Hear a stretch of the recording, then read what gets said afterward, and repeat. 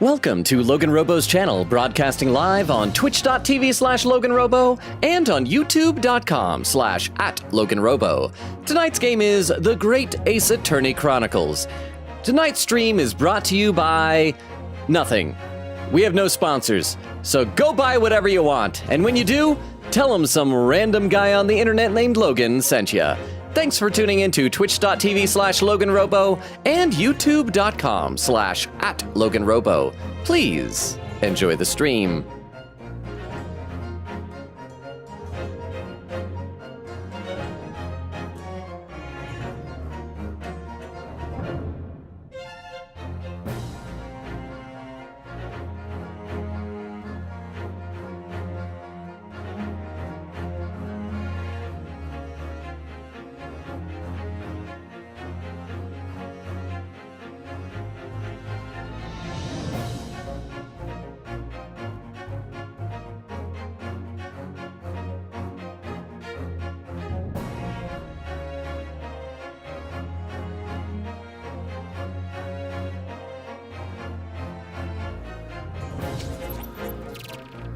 And we are live! How is everybody doing? Welcome! I see that over on Twitch, Extemporaneous was here early with a lurk and a random Transformers check.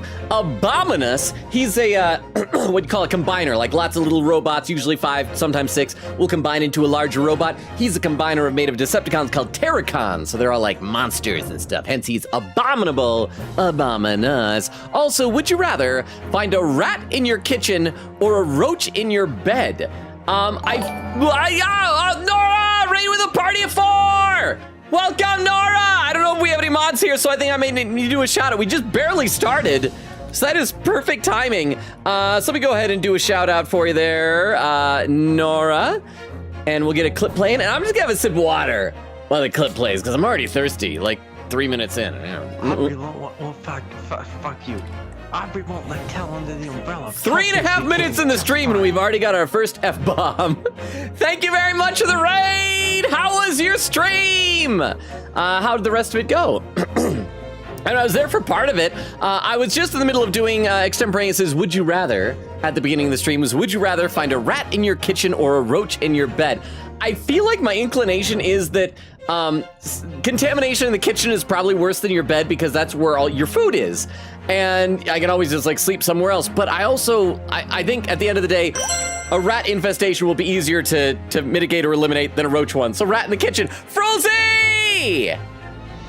Thank you so much for re-upping your membership. Holy cow, 10 months. I didn't even realize that I have had monetization on YouTube for 10 months. Thank you very much, Frozy! Or is that just like your monthly message or something like that? But your highlighted message, but thank you! Thank you. Did you ever, I'm trying to remember, did you ever pick a name? Did we pick a name for your first tube baby? Your first test YouTube? You test YouTube baby? Over there. But thank you, Frozy! I need to read some chat. And then I got some stuff to talk about as we load into the game, because I have some guesses about things since last time. Weedle says hi, Puppy Kicker. Weedle, wow, you were like first one here tonight once the stream started. How are you? Queekita says howdy. I was a superhero in Nora's stream. She could not progress in Rise of the Ashes. Turns out she missed a rubber glove. That's what I always miss in any game. Like if I'm behind, it's always because of a rubber glove. You never think about that. So thank you, Queen Katie, for helping Nora. And Eglin said been working on art fight stuff. Got 4 characters up in the span of 2 days and planning on at least 1 more. I know I can give myself more time, but I want to have everything up in case there's issues later on. So since art fight starts in July, I'm guessing right now you're just setting up like references of your characters? Is that how it works? And Neon says, hey, Loro, can't stay long because I'm gonna watch a movie with a friend. Hey, what movie? But I just want to say, hope you like the pic I drew Soseki with his pink ribbon. Oh, it's delightful. It is so good. Also, again, thank you, Vero, for commissioning me. No, Neon, it is fantastic. Soseki Natsume was a very fun character, and you did an excellent job. I'll read some more on Twitch in a second, but everyone on Twitch, Extemporaneous, Weedle, Queen Katie, Eglin, Neon, Nora coming to the raid. Hi, how you doing? Let me take a look at the YouTube chat. Dermo says, morning. How you doing, Dermo? Frilzy says, cool. I always wanted to buy a random unsponsored thing on the internet. You can. anytime you want. Nothing is stopping you. And said, in fact, I'll do it now. Does this even count? Oh yeah, the membership counts. Now you gotta tell me that I sent you to me. Frulzy says, I don't think the child has been named. You've had the baby for a month and you still haven't named the child? That's okay, the baby won't remember this, but we need. Okay, everybody, chat, any ideas for Frulzy's baby name? We gotta come up with something. Back over on Twitch, Oak says, Nora, raid, we will stab you. Before the raid even started, Nora says, Nora's raiding in, hope her tears don't mess up your stream. Oak says, hey, Longa, and then hold command. Hey, Lennox says, hello, yellow. And then Nora says, I saw Edgeworth, my goat. That is how you should react anytime you see Edgeworth. So everyone in Nora's raid, Nora, Oak, Atlantic. How are all you guys? How is everybody? I hope your weekend is going well. We got this next week, one more full week before we're gonna have a week that'll have a little bit of time off for my birthday. That's coming up in like 2 weeks, y'all. And but yeah, I don't know. I don't really have to bring it up, but just kind of plugging it. I got a birthday coming up in 2 weeks. I'm just saying, just tossing it out there. I should load up the game right now because last time we left off on a very exciting sort of cliffhanger type of a moment. So after it's been like 3 streams of just nothing happening in the adventure of the unspeakable story, something finally happened. We got a dead Windibank. We went into the pawnbrokery, and Windibank is dead. And also Soseki, not Soseki, because we're talking about Soseki not so many minutes ago. Sorry. Susato, we'll start with Susato, her dad is ill and possibly dying and she has to leave tomorrow, which makes it sound like she won't be here for the trial. But before we do any of that, last time when we discovered the body, somebody in chat, I believe it was Magpie, I could be wrong, said that there was a clue in the cutscene about the murder. And so Queen Katie was kind enough to go back and clip us watching that cutscene, and I have scoured it bit by bit, and I found a couple of things. I think maybe one of these is the clue, and so I would like to share with y'all what those things are. I think we might want to wait until there's like no music, so please remind me as soon as we have like no background music so we can like hear it, because the clip is kind of quiet. And then I've got it loaded up here, and then I want to go over that stuff. Does it sound like a deal? I think that sounds like a deal. So that is the plan for the moment here tonight. So for right now, we'll talk about Gina's trial. Because, oh yeah, our good friend Gina Lestrade is apparently the one who is going to be accused, or is already formally accused. To be fair, she was found like next to the body with a gun in her hand. So that is pretty darning evidence. So Gina has been charged? She'll have to appear in court? Yes, she was formally charged a few hours ago, and the date of the trial has already been set for tomorrow. No, not even 24 hours later? Well, I mean, they found her at like 6 in the morning, so it's over 24 hours, I guess. Gina, the Lestrade girl and the murder of the Baker Street pawnbroker. Yes. An all too conspicuous case. The pickpocket was clearly disturbed mid-robbery and shot the man in a panic. No, the yard is overstretched as it is, without wasting time on these open and shut cases. It's not wasting time! Ginny would never do something like that! She would steal! She would beat you up! She would poison you! But she would not shoot you! Unless she had like an escape plan. She would shoot you! But not if she was gonna get caught! Mr. Naruhodo. Oh, yes, Lord Strongheart? In deference of your fine services to date, I shall overlook this young girl's insolence. Thank you? But I have no recollection of admitting a child into my office. Leave now. Ah!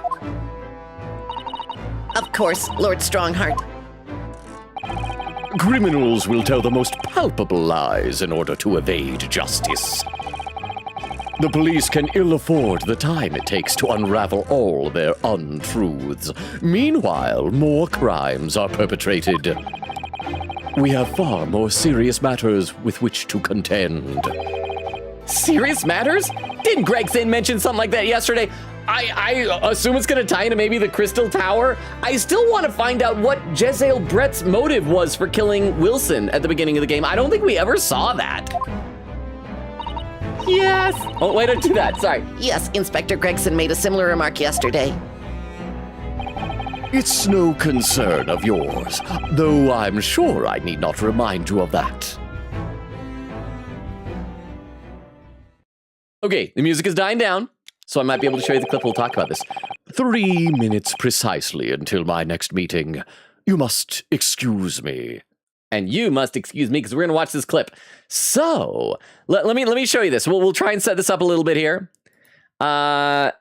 I'm going to just use the clip viewer. So here it is. I think I'm going to increase the resolution. I have it set like at 360p because it's like so small on the screen, okay? One light in the darkness.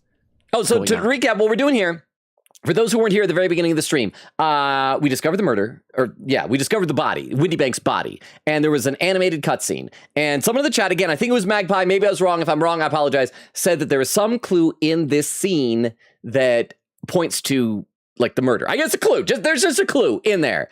And so I've scoured this and I found a couple of things that I think might be it. And I want to just go over with you what I've seen. And then you guys can giggle in your like spoiler group chat about how wrong I probably am about all these things. So, but here it is. We walked in and Sholmes had been shot by the two silhouettes that we saw. I noticed in this shot right here, there was something down here on the ground next to Susato. And we do get a quick or a better look at it in just a moment right there. So I don't know if this has something to do with it. That might also just be something that is like always strapped to Susato's waist. I feel like we don't really often see her full character model. We usually just see her from the waist up. So it might be this because we have we have Herlock's gun, presumably a gas gun. And I think this is just his satchel back here that he usually has. But then there's this bound little baggie. And so that might be something. I am not sure. But then after that, the other stuff is a little bit later on. I might be skipping over something important, but then we go over to the room, the back room where the body is found. So Windy Bank's body, right? Yeah, and the door's locked. Not another locked room for this locked room mystery. And it has this very large thing that opens up, and we have all these filing cabinets, and then we look in there. And we look down and we see his body. Here's a couple of things that we notice here about the body. First of all, he's shot in the back, in his left shoulder, okay?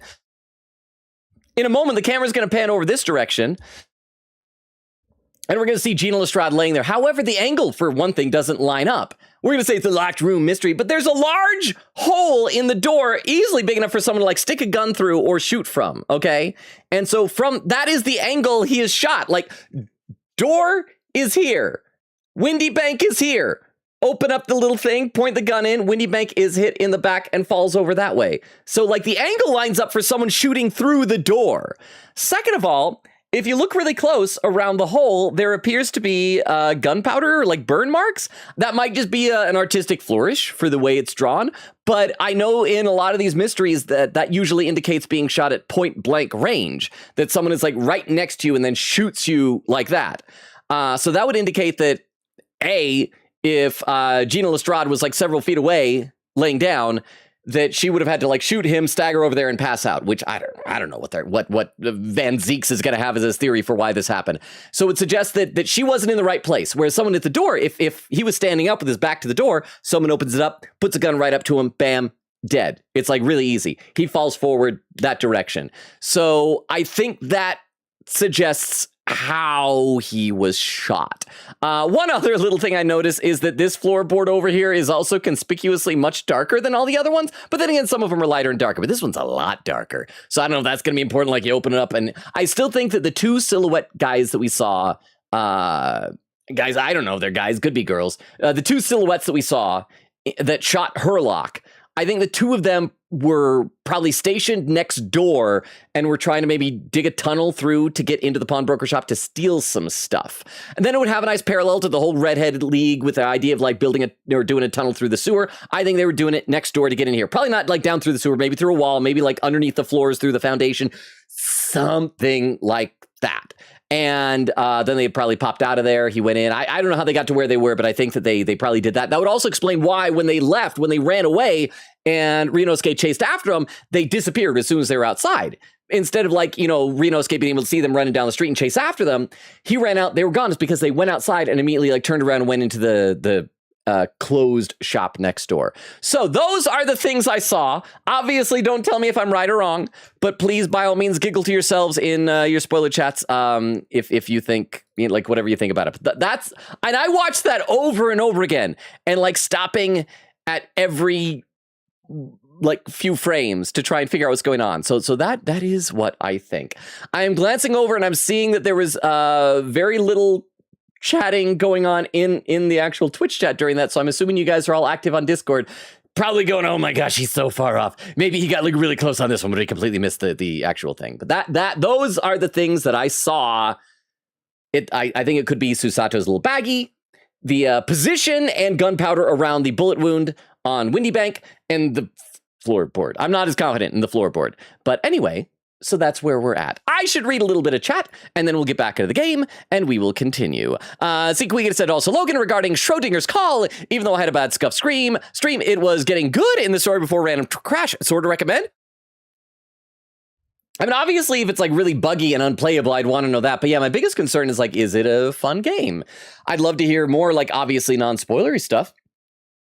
If you're able to like, maybe give some comments in the game recommendation channel over on Discord. Nora said, I'd rather find a rat in my kitchen. You see, I feel like that's less hygienic, but I've dealt with rodent infestations before. I would imagine that a cockroach infestation is probably a lot more difficult. Oak says, lurk, making din. Enjoy your lurk and your dinner. Atlantic said, yeah, Katie saved them. True queen activities. And Nora says, real. Over on YouTube chat, let's see. Frozy says, maybe he's a late birthday. For your baby? I'm maybe like a month late. Maybe it's just like, maybe it's just been a really month-long labor. Derma says, Frozy, I read that as 10 memberships and thought, I don't know if we have enough viewers for that. Oh, that would have been amazing. But no, not Dermo. Frilzy says, all right, Logan sends his regards. Thank you, Frilzy. And Dermo says, 10 months makes more sense.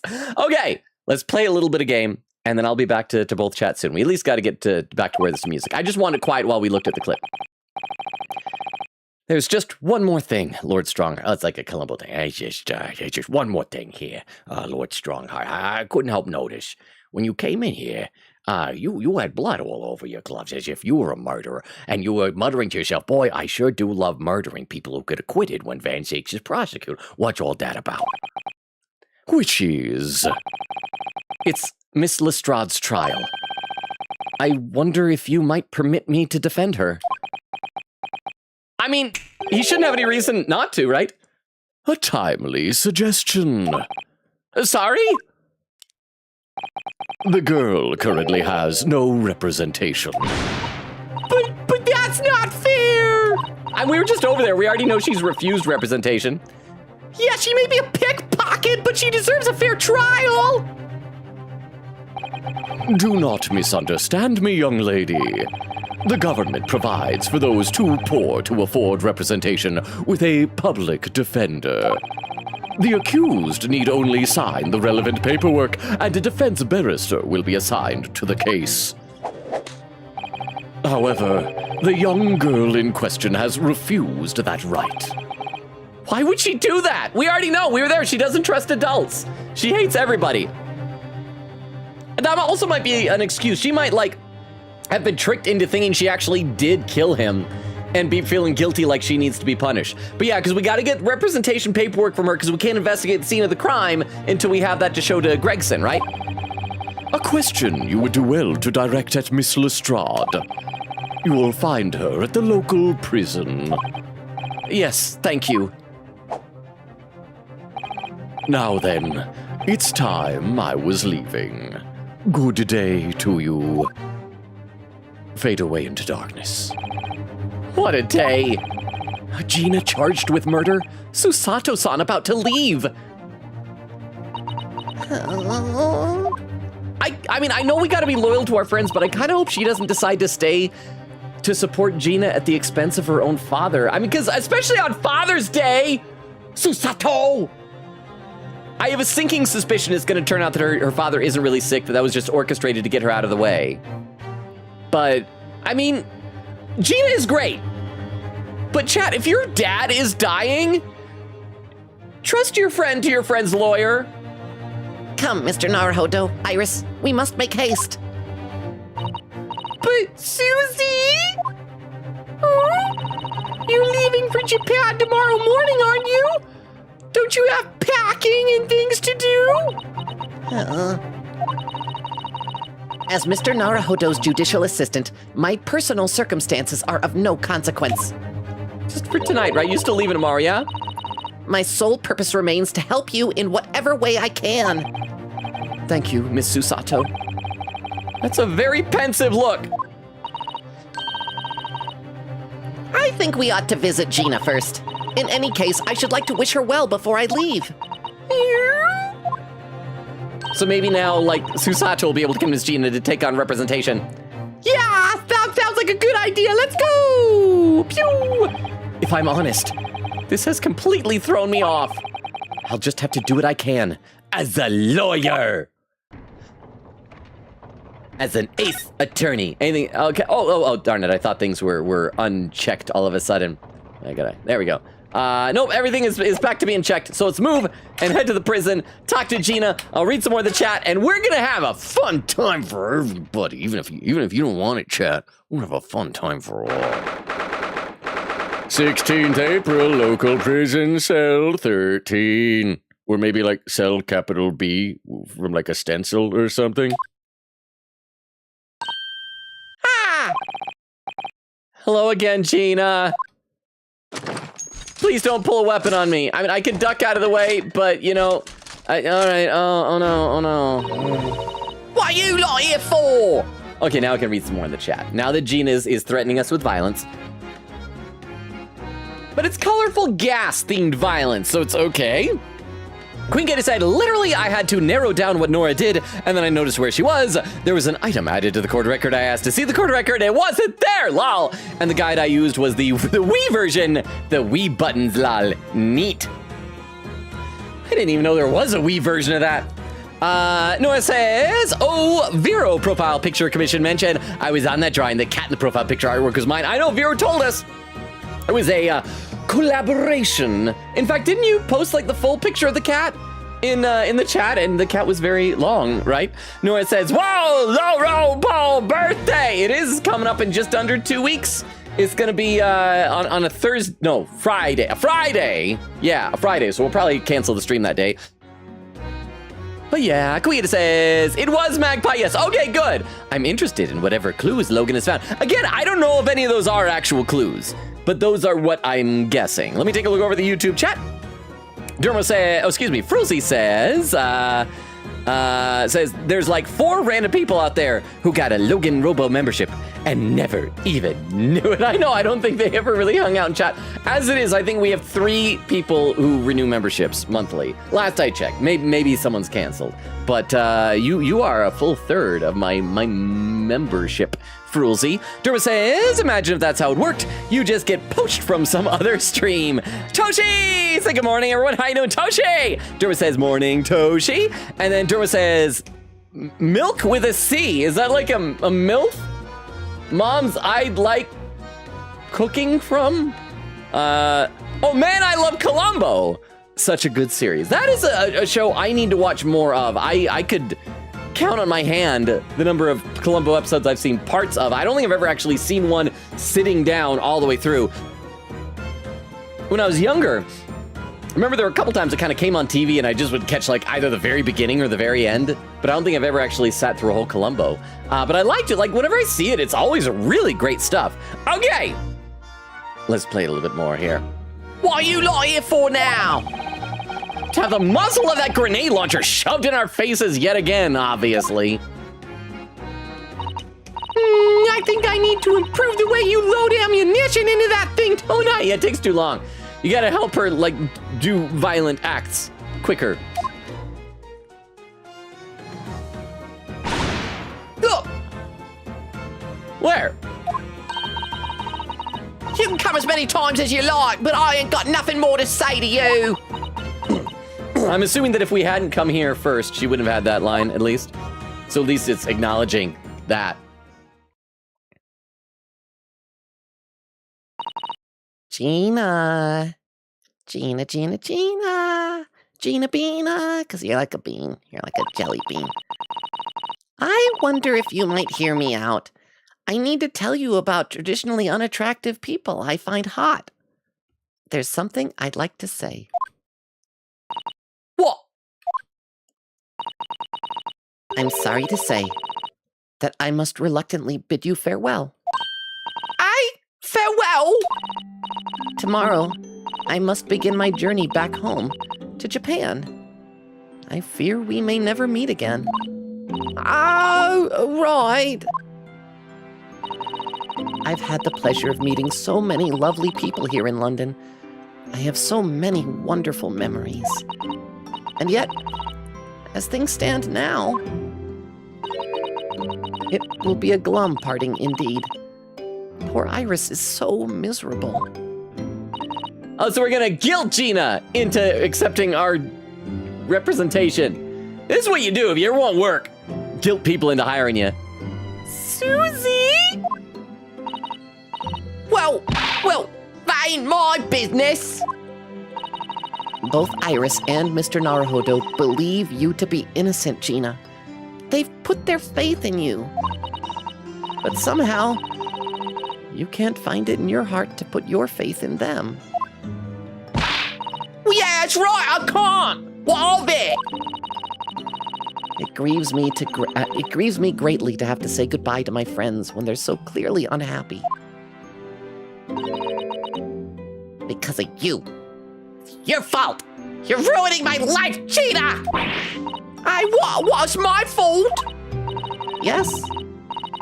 So I have one final request, Gina, before our paths never cross again. Right here and now.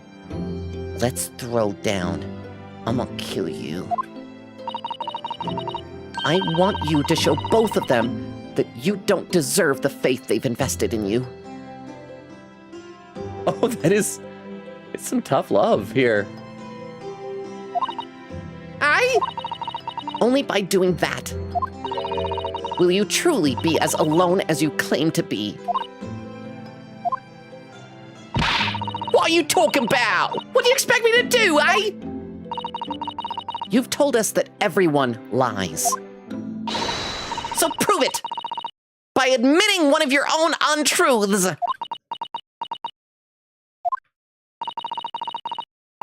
What you said before? What about what you said before, Ginny? You said something about unforgivable lies. Oh, I'd forgotten about that. You must tell Mr. Naruhodo and Iris the truth now. That is my last request before I leave. My last request as a judicial assistant. No, I can't. Whatever these lies are, they're obviously weighing very heavily on Gina's mind. Gina, I could be wrong, but is it something to do with what happened 2 months ago? Something about that trial with Magnus McGilded? Gina, did you murder thrice-fired Mason? I'm gonna be really sad if it turns out that she did. I'm running under the assumption that it was McGilded who did it. She obviously helped him cover it up. She planted evidence, like the blood on the floor in the omnibus and things like that. But anyway, I'm gonna read a couple more comments to the chat. Queen Kitty says, grabs popcorn. I'm excited to see what Logan got. Again, I don't know if any of that is even in the right ballpark, but that is the best I was able to come up with after watching that clip over and over and over again. Queen Kitty says, oh, don't worry, we're waiting in spoiler chat. Oh, and then Nora with lurk, thank you for the lurk, Nora. And Queen Kitty says, oh, don't worry, we're talking in spoiler chat. Okay, so that means I'm either close or way off. Let me take a look over YouTube chat. Let's see. Oh, I gotta scroll just a little bit there.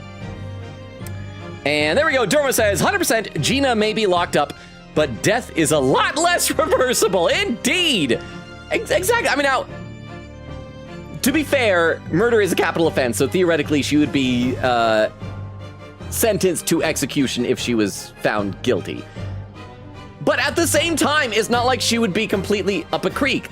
I mean, like, if Susato leaves, Ryunosuke would still be here. Granted, Susato has saved his bacon a number of times, but he's still a lawyer. He would still do everything that he can to get Gina acquitted. And at the end of the day, like, think about it. If you were in Susato's shoes, and it's like, oh, I gotta help this friend of mine, even if that's a very good friend, and things turn out great, you get the friend acquitted, and you're like, oh, yeah, I guess I contributed. And then the next day you find out, it's like, oh, yeah, or no, I guess not the next day, a couple months later, because the distances, it's like, oh, your dad died. Could have had final moments with your dad, said goodbye, but nope. I mean, I feel like you would never forgive yourself after that, right?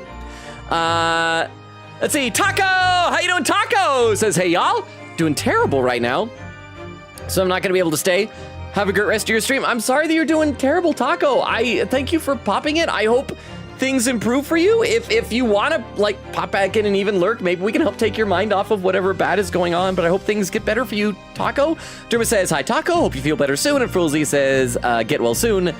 And Toshi says, Susato, my guilt-tripping queen. I mean, I like what she's doing here. She's obviously, I think, calling Gina's bluff. I think she recognizes that Gina's being way too hard on herself, and she's calling her out for it. But it's also like the last request. It is tough love because her last request is not, hey, my last request is they're sad because they believe in you. Please trust them to represent you. It's like, you know what? Yeah, they're sad because they believe in you. So show them that you're right and they're wrong. Prove to them that they shouldn't believe in you. And it is a little devious, a little bit guilt trippy, a lot guilt trippy. But it's good. Okay, let's keep going here. Is it something to do with what happened 2 months ago? Something about that trial? The one in which Magnus McGilded was acquitted?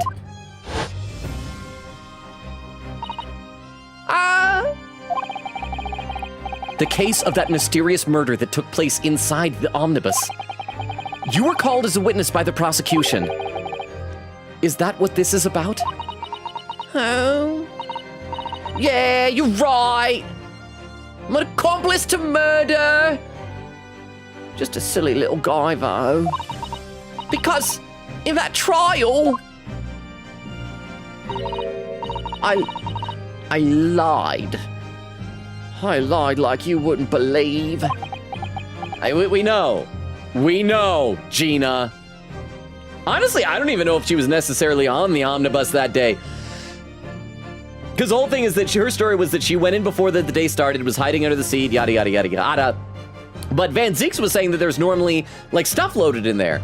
So my guess is that, like, when she went in and planted the blood, well, before she planted the blood. Anyway, Magnus McGilded probably has, like, contacts with all the street urchins and stuff, and probably said, like, hey, come here, help me cover up a murder. I'll call on you later. They take all the stuff out, put the blood on the floor there. It's like, yeah, so say that you were in there, say that you heard a scream, do all these things. It'll be great. It'll be great, kid. You'll be wonderful.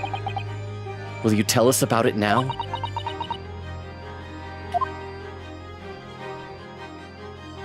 Oh, are you getting info dump or what? I can't. Oh, can I present stuff to you? Hey, do you want to see a pawnbroker's ticket? I think this is what you gave to us, right? I don't know if I was able to present it to you before. It's an adorable picture of a cat, but we found the note on the back. I can't remember if we presented it to you.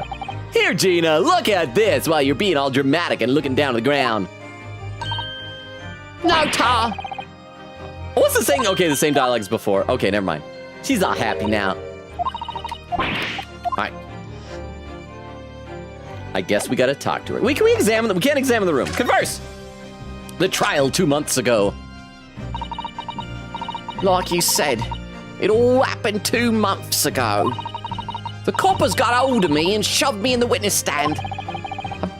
And based on your testimony, Mr. McGilded was declared innocent. Well, and declared not guilty. There is a difference. Yeah, well, the thing is, I lied about a whole bunch of stuff. I knew it! What sort of thing did you lie about? Oh. I wasn't hiding under the seat that night. No, I was hiding under the seat that night. That was the truth.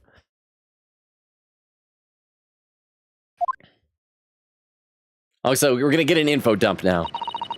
It was pitch black in that little cubby hole. I couldn't see a thing. And then I heard this guy with an Irish accent go, hey, how's it are? Hey, I'm gonna stab this guy across from me. And I heard him stabbing him. Thud. I heard that loud thud like someone falling on the floor. And that was when and that was when Mr. McGilded discovered you? Yeah. He pulled me out from under the seat and sat me next to the desk. Oh! I just barely noticed. They both have very similar outfits. They have, kind of light, white-ish, off-white, whatever, long sleeve button-up shirts rolled up to the elbow, a green vest with buttons, a red handkerchief thing. So in that case, remember how I was saying, like, oh, the top hat was covering his face. You couldn't see his face. It was Gina. For some reason, they posed her to look like him? I wish we still had access to that photograph. I want to examine it more and see, for example, if there was whatever these bracelets are around his hands. Are they rope? Are his arms? Are his hands tied? I don't know. But I want to check and see if maybe it was her with the top hat covered up her face. Because, yeah, their outfits are very similar.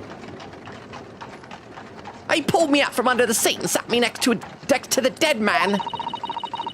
Weren't much light to see by, but when I looked up at me hands, why, the cow's blood all over them. I was so scared I couldn't even speak. You had his blood on your hands? In other words, it was Gina that the witnesses on the roof deck saw through the skylight. Then Mr. McGilded started asking you questions, I suppose. Who you were and why you were hiding under the seat. Yeah, he did, only that's not all. What do you mean? I mean, he threatened me. Threatened you? How? He made me swear. He made me say the F-bomb. He's like, I'm gonna kill you unless you say the F-bomb. I'm like, I've never said the F-bomb before. He's like, I don't care. You're gonna say it at least once. Your life will be at least PG-13 from here on. I'm like, okay. And I said, fop doodle. What I'd seen and what I'd heard. And about what he was going to do after the cove was found dead. He made me swear I wouldn't tell no one about any of it. If I did that, he said he'd let me scarp her before the coppers showed up. I mean, it is nice, I guess, that McGilded isn't just, like, killing her, too. I mean, probably figured that'd be, like, just a big problem. I gotta clean up this other body now. But seriously, what was McGilded planning on doing? Presumably, he killed Mason. What? Yeah, was he just like hoping to prop him up, have nobody notice, and then like stagger him out like, oh yeah, he's kind of drunk, oh ignore him, and just weekend at Bernie's him out? What was he gonna do? Gina, you must tell me what he swore you to secrecy about. He's dead. He's dead, so he's not gonna get you. What you saw, what you heard, everything. All right, so you finally gonna tell us? Oh, wow, what you saw, what you heard, everything after the event. Okay, I'm gonna read some more in the chat. Crystal said doing some art fight prep again. Turns out I have 29 OCs that I just made on the whim and abandoned. Like, when you say just made on the, you mean just on the whim or just made on the whim? Like, did you just recently accidentally make 29 OCs? Said, I am watching though. Thank you for that. And a Miss Vero command. Queen says, oh my gosh, Logan, the Wii version of Ace Attorney was how I played Rise of the Ashes when I was younger. It was something, and it was paid DLC, and it was the first time I bought DLC from the eShop. Also, I'm almost caught up to chat. I see there's only a couple more comments. I'm gonna be optimistic and just assume all you guys are just chatting up a storm in the spoiler chat, and that's why. Let me take a look over the YouTube chat. Taco says, I want to thank all of you guys for making all my days better. This channel has helped me through so much. Sorry, I'm extremely emotional tonight. No, that's okay. Like, Taco, if you've had like a really rough time, you're entitled to be emotional. Like, obviously, whatever you've got going on, I mean, I think I have some general idea of some types of things you've talked about before. It's difficult. Obviously, nothing that we can do can make things better just like that. But if we're doing anything, even just to like cheer you up or distract you from it, you know, I want to make sure that we're doing that. So I hope things improve for you, Taco. All right, let's keep going here. What you saw. You said McGilded made you swear not to tell anybody what you saw. But you were in the pitch black compartment under the seat the whole time, weren't you? Yeah, with McGilded sitting above your head, if I remember correctly. Well, yeah, that's true, but it was when I heard the thud and the cove hitting the floor. I let out a little scream, see, couldn't help it. McGilded heard and he dragged me up by the arm, and that's when I saw it. It was on the floor next to the old geezer where I'd been stabbed. Oh, something next to the next to Mason. Oh, it's gonna be the coat or the music disc or something, or the picture that yeah, probably the whatever it is that she was trying to get from Windy Banks. So this wasn't her overcoat. This was Thrice Fired Mason's overcoat. And McGilded killed him and took off his coat, and she saw whatever it was that McGilded was trying to get from him. A disc, all bright and shiny. A disc? Do you mean? Yeah, that's it. The one what the D took off me at Windy Banks. So the music box disc was there on the floor of the omnibus? Not for long, McGilded spotted it straight away. But why would he want to get a music disc? I mean, it's not like you can record anything on it. I don't think you can record audible messages, right? Because they just like do notes. I mean, I have heard some people do things on the piano that like if you really like blur your ears a bit, you can say, oh, that kind of sounds like a person talking. But I don't know if you can do that with a music box, unless it was designed specifically for like a very anachronistic high-tech music box and it was a recording of, I don't know, somebody just saying like, hey, Magnus McGilded, he's an awful guy. I hate him. And he's like, I can't let anyone ever hear this. He picked it up smartish and stuffed it inside his inside pocket. So that disc was in the omnibus 2 months ago at the scene of Mr. Mason's murder. And okay, I guess that's someone who, it's an insult, obviously, someone who trots around bogs. A bog trot, told me. I weren't to mutter a word of it to no one. Looking down again, give me another thing to talk about. I'm gonna talk about what I heard. Like, real dramatic in between each. The first instant of Vocaloids in the Great Ace Attorney. I mean, I guess possibly that's what it would be, sort of. I mean, with the Herlock did make a big deal out of the fact that it's not working on any music boxes he has. So you could maybe say perhaps this isn't even a music recording. It is some other type of recording that has some other type of box and it has information in it. Because it doesn't seem like music in and of itself would be something worth killing somebody over. I hope it ties into the whole Crystal Tower thing they've been like foreshadowing about the whole game. But Vero! I just barely read Crystal doing the Miss Vero command. Vero, how are you doing? Thank you for the 10 bits. Vero, you did miss earlier. I went over with a fine-toothed comb the clip from the discovery of Windybank's body and the little bits and bobs of what I think might be clues. The main three things I was saying is that I saw there was a little something, a little package by Susato and Herlock when Herlock was laying on the floor. And so that might be something. I said there was the location and the appearance of the gunshot wound on the back of Windybank, that it looked like it had gunpowder around it, which might have been an artistic flourish, but it might have suggested that he was shot at point blank range. And also, since it was in his back and his back was facing the door, it'd make more sense if whoever shot him wasn't Gina in there, but someone who shot him like through the little window of the door. And I also noticed that there was one plank in the floor that was a different color. It was like really dark. I'm like, maybe that's something. It feels like in cartoons when you have like a painted background and then like one thing, part of the background is on a cell. It's like, well, you know that's gonna move. So I don't know if that's relevant, but Queen Katie says that it has been discussed over in the spoiler chat. So, Vero, how are you doing? How's your week? Are you fully rested up, like completely recovered from your, because I know you were able to be there at the last stream, but I mean, like, are you now like fully back from your brother's wedding? How's it feel? No, like you've got a sister-in-law now. Okay, what you heard, Gina. I'll be back to read some chat soon. Because it was so dark under that seat in the cab. I was straining me ears the whole time. After a while, I heard the door and the footsteps inside the cabin. Presumably, that was McGilded getting on board. Nah, not only him. Oh, because I could definitely make out the footsteps of 2 people.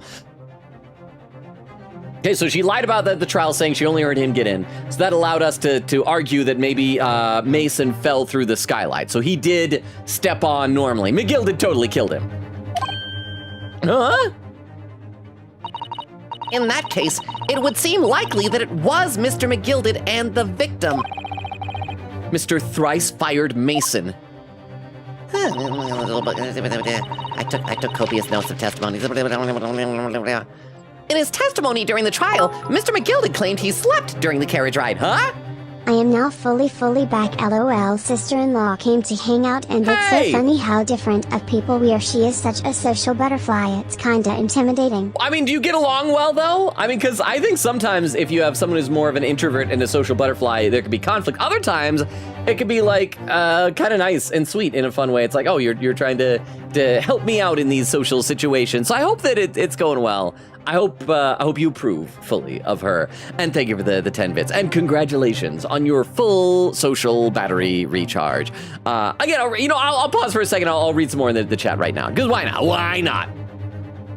Yeah, there was Crystal doing the Miss Vero command, which is up to 172 now, by the way, Vero. Queen Kitty says, yeah, because I came to the prison last for the first time. There was way more dialogue, but with Susato. Oh, oh, so like the earlier stuff. So I don't know if I did it worse then, maybe. Queen Kitty said, by the way, after this scene with Gina in prison, we're starting page 4 of the guide, halfway through the case. So, okay, halfway through, so is that, wait, what would halfway, are we, because if starting 4 is halfway, does that mean there's 6 pages, so we finished 3 and we have 3 more to go? This is still whizzing by. This feels like the final case should not be going this quickly, even though it took like so many hours. You know, it was 8 or 9 hours to get to the body. Quigita says, I hope with Logan's luck he manifests AA7 after finishing Ace Attorney, or at least a port of the Professor Layton crossover plus other games. That would be great. That would be great. If I ever play a Professor Layton game, I want to, again, I know I'd just be hassling him, but part of me really wants to ask, because I've told you guys before, like, I'm work friends with the voice of the English voice for Professor Layton. And I wonder if I could convince him to do something on stream. Probably not. He's a busy guy. He's a really busy guy. But I just saw him at a barbecue thing like a week ago. I had a good chat with him. He's a really good guy. Let me take a look over at YouTube chat again. Let's see. I gotta scroll up a little bit. I gotta scroll up. It scrolled without me.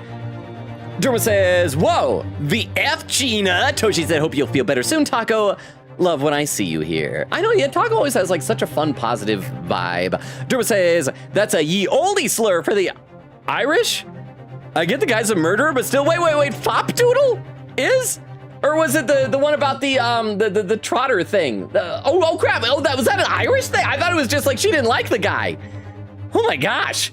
That's the problem. This game has I, for one thing, didn't even know there were that many slurs for the Irish, which I feel like I ought to know since I have Irish heritage and all that. But I didn't know that. Oh my gosh. Thank you, Dermo, for the heads up on that. Wow. Spruzy said, so Logan just said ye oldie slur. I didn't know. I thought it was just about someone who likes to walk through bogs. Now I'm sad. Oh. Okay, let's keep going here. Let's keep going. In his testimony during the trial, Mr. McGilded claimed he slept during the carriage ride. But whenever I'm in a carriage, I'm taken with a fierce tiredness, and I always succumb to it. And your own testimony, Gina, supported this.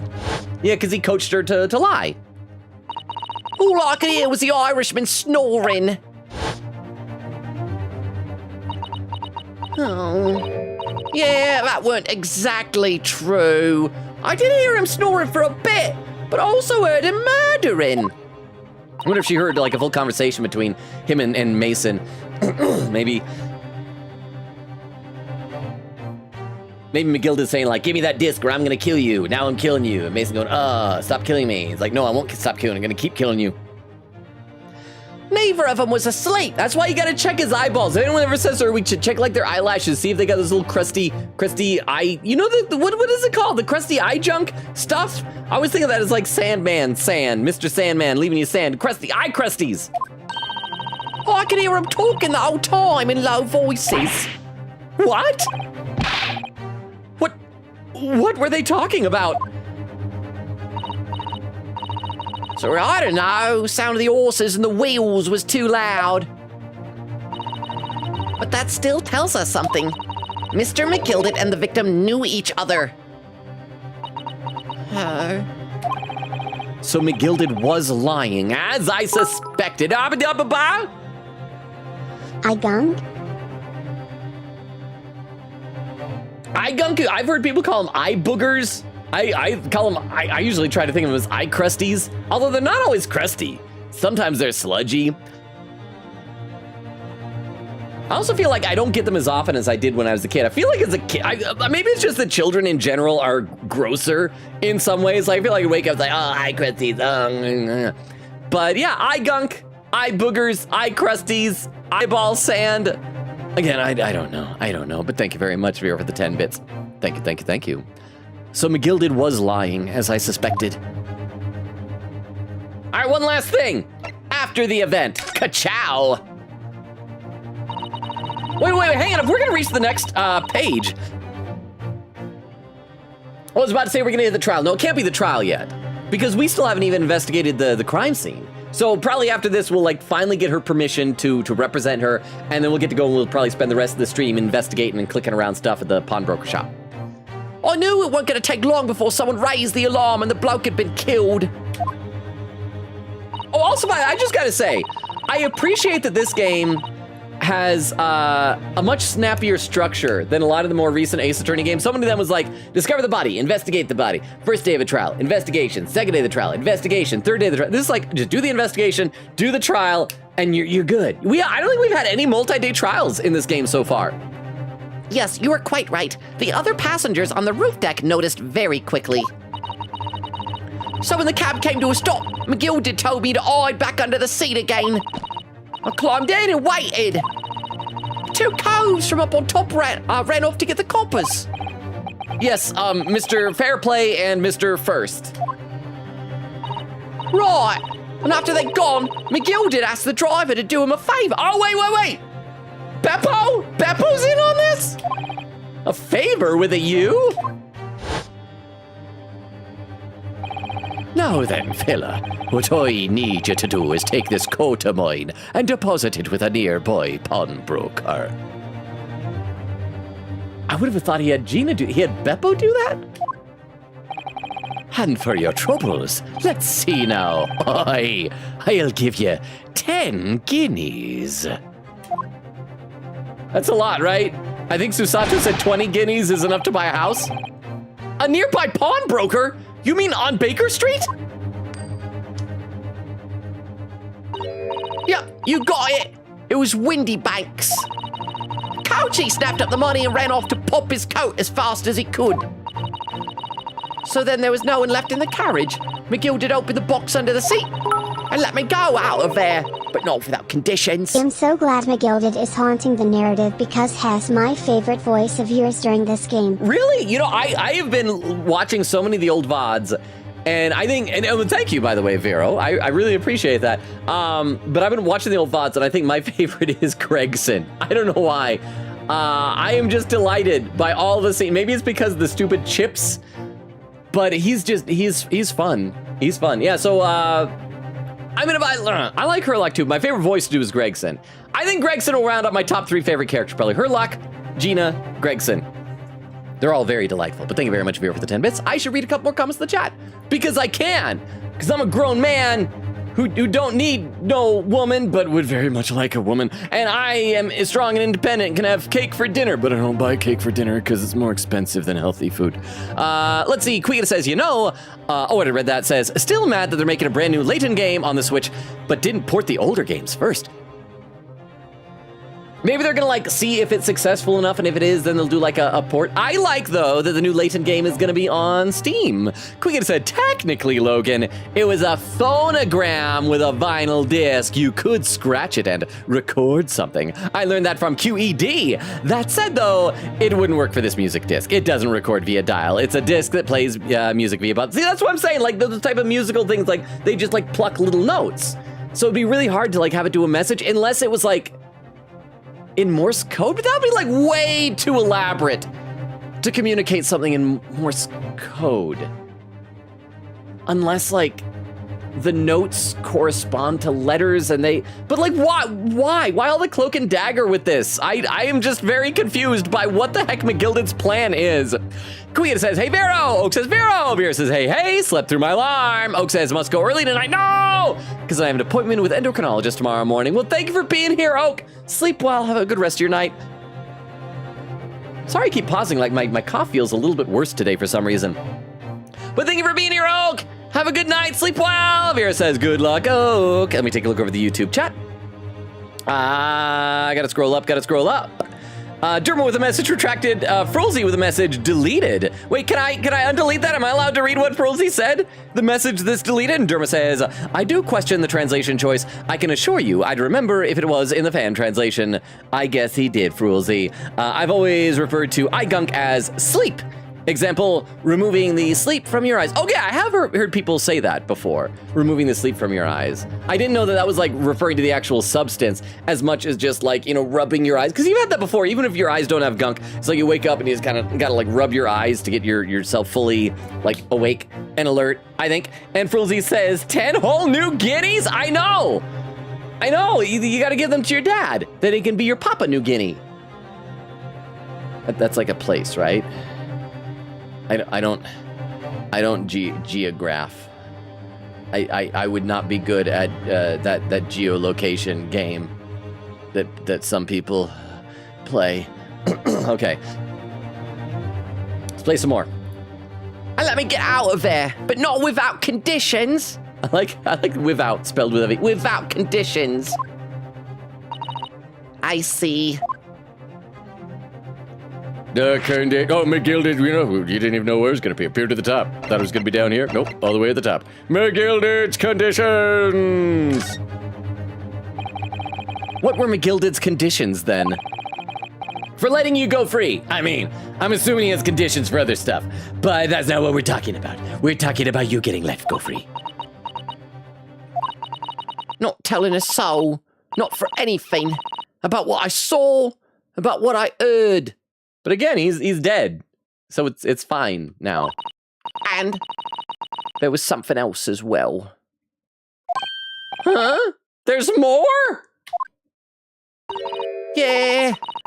This is the most important... Oh, he said it with an Irish accent. This is the most important thing, he said. Oh, he gets a whole picture. It's very interesting, very stylish. Silhouetted out like this. I'm after sending the coachman on a little errand for me, with some small change in his hand.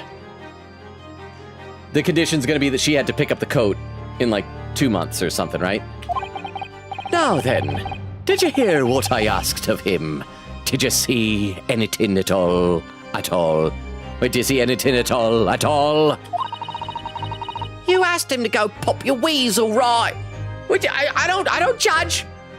Two blokes popping each other's weasels in the back of a coach at night in London. It's okay. I mean, I wouldn't pop your weasel. I'm a respectable lady. You can pop each other's weasels all you want. Aye, the fiend's taken me overcoat to deposit it with a pawnbroker hereabouts. And I want you, lass, to take the redemption ticket for it. Do you understand? What? You want me to have the ticket? That's right. And I'll come fetch it from you later, sometime within the next 2 months. You're to hang on to it until then, is that clear? And whatever you do, don't lose it. All right, then. I wonder why she waited till the last day to pick it up then. This also brings up the question of how, what's his name? Egbert? Was it Eggert or Egbert? Eggman, Dr. Eggman Benedict.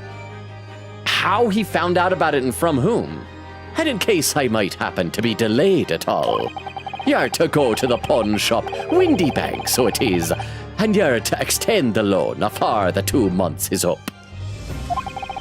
If you forget, the article will be forfeited, and any old fiend could come along and buy it. Hey, but I ain't got that kind of brass. Here's £5. That should be enough. He's trusting a street urchin with surprising. I guess he threatened her.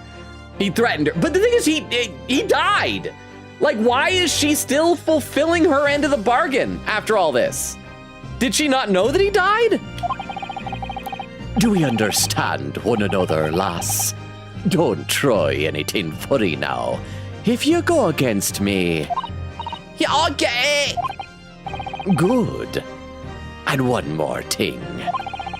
In a few days from now, you'll be visited by the police, I've no doubt. The coppers?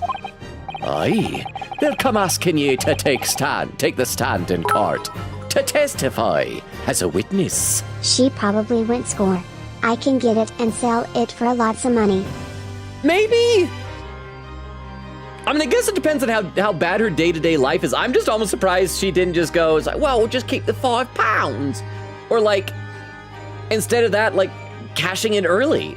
Instead of going in and using the £5 to extend the loan, just cash it in then and redeem, because she was already apparently decided to redeem it. Like, why wait like the full 2 months? That's just money lost. That was money paid to, like, the extra £5 to extend the loan that goes to Windy Bank. Like, you don't get that back after another month. Like, if she had just taken it out at the end of the first month, then she could have spent however much she spent it like the previous day here in game and pocketed the £5, right? I mean, isn't that that's how pawnbrokers work, right? I think. But thank you very much for the 10 bits. I'll read some more in the chat soon, but I want to keep going with this cutscene. It's very cool, very stylish. So let's just have a wee chat about that, shall we? What it is that you might say, and what it is that you won't.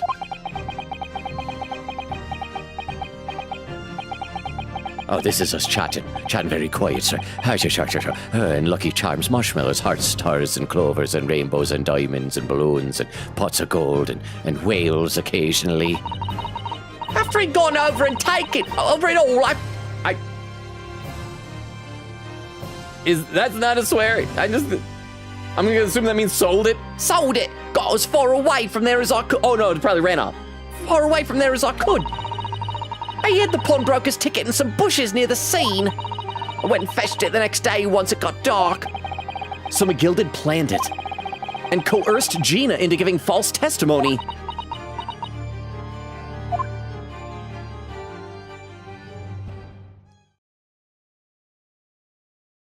Is that everything?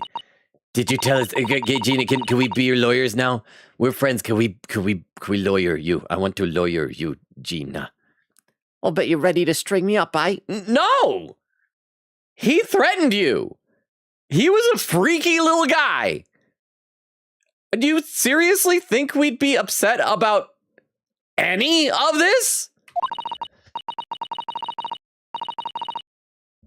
I lied. In that big old courtroom. I told some corkers. The thing is, he said he'd make it so we couldn't live in the East End no more. Oh, that's right, because he owns a lot of property, right? That's what he threatened me with. What a wicked man. I hope you guys weren't, like, defending him in court and believing in him. You guys are awful. I know everything what went on in the back slums. I knew we had no one to look after us and we was all just looking out for each other, getting by together. So you mean Mr. McGilded would have... In a heartbeat! He could have had a lot of us chased out of there if he wanted. Instead of the East End, we'd be in the West End. We'd be the West End girls. Boom, boom, boom, boom, boom, boom. West End Goods. Oh, we can't do that because that song doesn't exist yet. It's not till, I think, the 1980s, I believe. I don't know, I'm not so good with future history. And then where could we have gone, eh? Nowhere, that's where, especially not at West End. The boys wouldn't have been able to go there, West End boys. So I didn't have no choice. Thank you, Gina, for telling us everything. Why are we being so like ... and waiting? Like, why are we not showing her more sympathy? Is it so it'll be more dramatic when we're like, but we're still friends? But I'm for it now, eh? Go on, admit it. You must be livid. No. I am like the least angry I think I've been at any character in this series other than Bobby Fulbright. I love Bobby Fulbright so much. Well, you can make amends by doing me a simple favor. A favor? What? Sign the representation papers for tomorrow's trial. If you don't actually want me to represent you in court, you can rip it up later. But we need that paperwork or we can't investigate. The police won't let us. Investigate what? The scene of the incident last night. Mr. Sholmes was shot, you see. Oh, did she not know about this? Did we not tell her that? Hey, what? Hurley's having a big operation right now, Ginny. Operations are scary. If you touch the side, like while you're removing the funny bone or the Charlie horse, when it buzzes! Is it bad? Is it gonna be alright? Sholmes, it's gonna be alright. I like this, like he's an adult and she hates all adults, but she's concerned about Sholmes. She does care.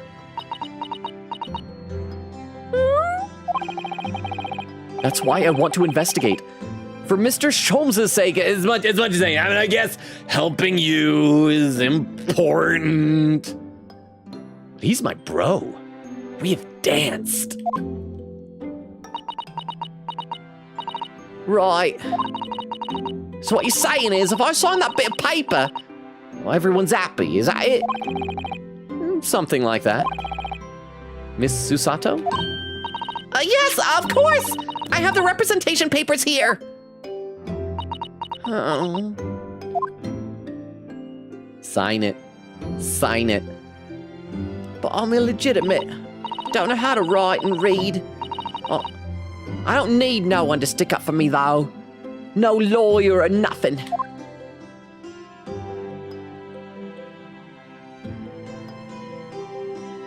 And then she disappeared. She died. Poor Ginny. She seems so lonely. And is a liar. I'm gonna read some more in the chat. But we got through all that exposition. So at least we're finally finding out. I mean, obviously, the way they left things, we would find out more about McGilded. And I am still suspecting that Strongheart is the one who killed him. Just cuz. Let's see, Vero says, we do get along, yes. But wow, she was like, what do you do for fun? And I fully looked her in the eye and said, I lace around whenever I can. Did you tell her about the streams? You want to tell her to like come and hang out in the streams so we can say congratulations to her? Crystal says, okay, Twitch, do not send my message. Vera, what message, Crystal, what? Oak said, thank you for the very, I left a clue on this message stream. It made me smile. Okay, so there are capitalized letters randomly spelled L-O-G-A-N.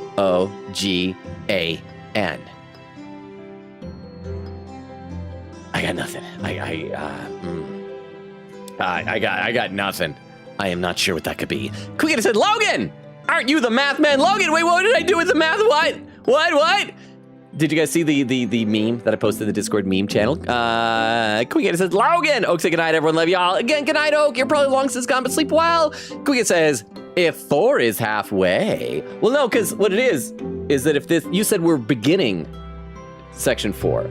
And so if that's a halfway mark, completing 1, completing 2, completing 3, and that means there's 3 segments left if that's halfway. Like 3 on one side, 3 on the other, that's halfway. If we're like, if for example, if it's 8, then that's not the halfway point, because then we finished 3, but we still have 5 sections to go. Does that make sense? So if we're finishing your 3rd page, then that's the halfway mark, then that means there's 6 pages. And blah, blah, blah. She's the kind of person who goes out without a plan. Scary. Okay, I do like winging it with social events. Like back in the day, when girls used to humor me into thinking they liked me, and I would like go on dates and stuff. I think I always enjoy the ones where you could kind of wing it a little bit, but you do need to have, especially with a date, you need to have some kind of like at least a loose plan. But I like being flexible about stuff and being able to on a whim just decide, you know what, this place sucks. Let's go somewhere else. Let's go do something else, you know? But thank you very much for the 10 bits. But I guess you'd have to actually like plan to be here, because I don't just like suddenly start streaming at the drop of a hat when nobody expects it. But thank you very much for the 10 bits. Where did I leave off? Vera says, good night. Oh, Quika says, Logan, are you serious? Vera says, he's getting there. Quika said, Logan, speak with me. What would 4 be half of? I know 4 would be half of 8, but we're finishing chapter 3. So, right? Let me take a look over to YouTube chat. Scroll up a little bit here. Frulzy says, 10 whole New Guineas. Already read that, yeah. New Guinea, Papua New Guinea. Durma says, I think Gregson is the best voice. I'm hope they do something with the Layton Brothers spinoff. It's so underrated. Now, is that like actually an official spinoff? Because I remember at one point seeing some mobile game that had like the Layton name in it, but I think it was kind of like those mockbusters where they just pick someone that's like, well, you can't copyright the name Layton. You know what it is? Anybody here? We've talked before about the movie Troll and Troll 2. Troll 2, not Trolls 2, not like the one with the animated, but the actual Troll 2. It's like a horror film franchise from like the 1980s. And Troll 2 is widely regarded as one of like the worst movies ever. In fact, there's a documentary about it. I believe it's titled The Best Worst Movie or something like that. And so yeah, well-known, infamous. They're famous, but not for the good reasons. Anyway, I remember like a number of years ago, and we may have talked about this on the stream before, but remember a number of years ago, whoever was like the rights holder to the Troll movies, I don't know if anyone even did, or someone just like bought it from a studio, or someone just forgot they had it, but they decided they were gonna try and cash in. And it was because they looked back at the original Troll movie and they saw the main kid in it, because the main character's like a young kid, and the main kid, they realized what his name was. And like, oh my gosh, it was like an old movie, and the kid's name in that movie was literally Harry Potter. And they're like, oh, we gotta cash in on it. So they announced that they were gonna do like a reboot of the Troll movies that was gonna be called Troll, The Legend of Harry Potter. And needless to say, Warner Brothers or whatever studio was like, yeah, we're not letting that happen. We are not letting that slide. You are getting like sued into oblivion and cease and desist orders, and you have to stop this. So some of the stuff, like I see the Layton Brothers, I'm always curious, like, is that an actual official spinoff, or is it just someone goes like, it's a similar game? Someone else who just name also happens to be Layton, because that is an actual name. I see, and Toshi said, this is the thing about psychos. They know their threats always work. Oh, we're talking about McGilden, so that's why he was so confident about it. Toshi said, isn't Layton Brothers a mobile series? So I wonder, is that the game that I saw? For some reason, I thought the main character was like a girl or something like that. And Durma says, Toshi, yes, and it's peak. Oh, how's that? Okay, let me play a little bit more. I'll be back to the chat soon. I miss you guys already. I'm just barely leaving the chat, and I already miss you guys in the chat so much. Poor Jenny. She seems so lonely. Jenny's representation papers have been entered into the court. Let me read it! Well, at least this should mean we can investigate the scene in Windy Banks now. I want to read the thing. The paperwork signed by Gina to put me in charge of her defense. Showing this to Scotland Yard detectives gains us access to the crime scene. We can take a look at it. Representation writ. I, the undersigned, that'd be Ginny, agree to legal representation by the lawyer named hereunder in regard to the following incident. Defendant, Gina Lestrade, alleged offense, murder of Baker Street pawnbroker. Date of trial, 17th April, 10 a.m. Attorney, Ryunosuke Naruhodo. Why are they giving, like, the full thing here? Are we gonna have to, like, identify some specific thing as evidence? It's odd that, we don't need to see that, right? That's a very unnecessary asset. Well, at least this should mean we can investigate the scene at Windy Banks now. Yeah, and perhaps we can come back to visit Ginny when we're done there. Ginny, we're gonna go see a dead body. Can I present her paperwork to her right away? I feel like we finally cracked Gina. She's opened up to us at last. Oh, no, that's right. We're going to get a to be continued, I think Queen Katie was saying. And now I have her representation papers. No one else knows just what a responsibility that is. Anyway, for now, it means Inspector Gregson can't stop us investigating at Windy Banks. Although, hang on. Some tells me he's not going to be happy about it. We'll just tell him that Iris wants it. Then he'll bend over backwards to accommodate her. To be continued. ... They look more like diamonds than dots. Save my pockets! Yes, save my pockets! Crap, have I not saved yet tonight? I don't think I have. It's the first time I'm saving. I have bad habits. Why do you guys let me have bad habits? We're over an hour and 15 into stream. That was my first time saving tonight. How dare all of you let me do dumb things?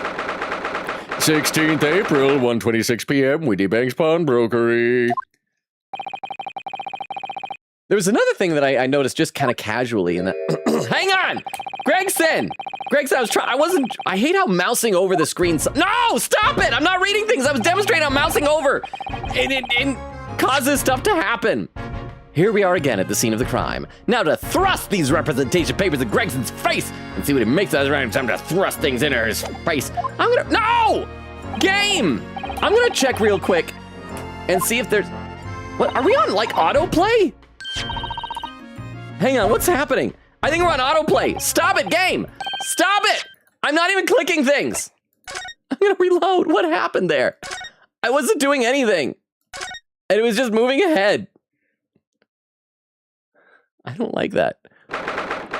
All I was saying before, I'm not gonna move the mouse, that in the video, the scales we saw on the desk were much more askew. I wonder if that'll be important. I am gonna go right now into options and see if there's like key config and see if there's anything where it's like, oh, just like moving your mouse will do stuff. We got confirm, cancel, present, history, court record, people evidence, president, options, pause, autoplay story mode, move cursor W, ASD, rotate evidence, look, H, oh, we can look up and down. I forgot about that. And it's not even that. It's not even that. It just doesn't like mouses for some reason. Oh, Queen Katie with a pin message saying autoplay would have been lit up. It's not, though. I don't know why it was doing that. I was not clicking anything. It was just moving ahead. I almost wonder if it's maybe some weird thing since I upgraded to Windows 11. Maybe it's just like, and we just decided mouse don't work properly. And sometimes, maybe that also explains why over in Pragmata, sometimes we'll be playing and then he'll just like start shooting his gun. Here we are again at the scene of the crime.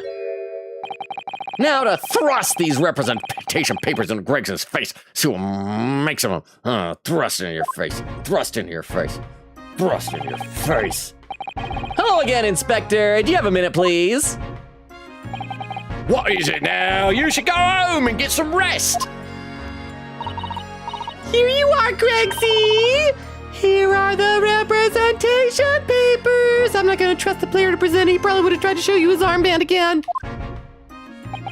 Your ladyship! How? I don't believe it! How the devil did you get that stubborn little... Right, is that a slur? Ragabash.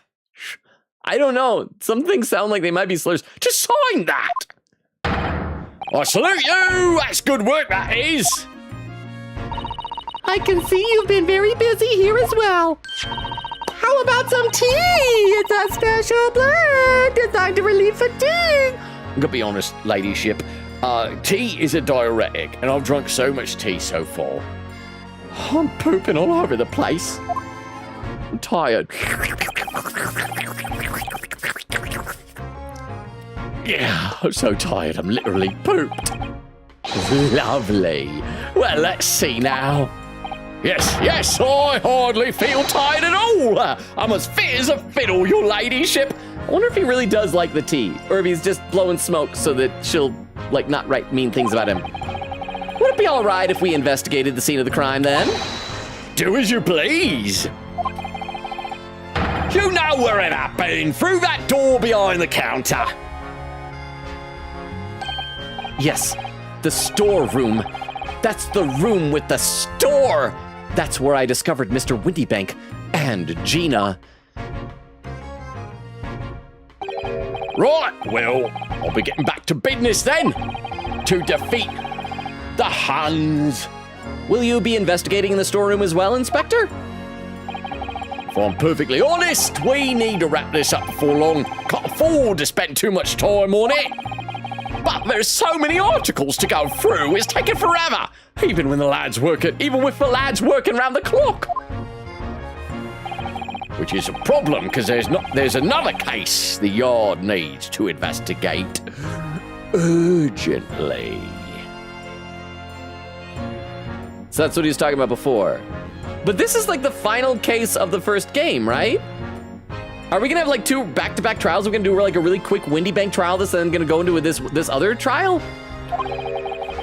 That must be what Lord Strongheart meant by far more serious matters before.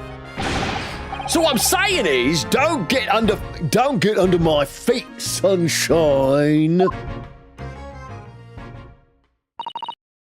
Come then, woo!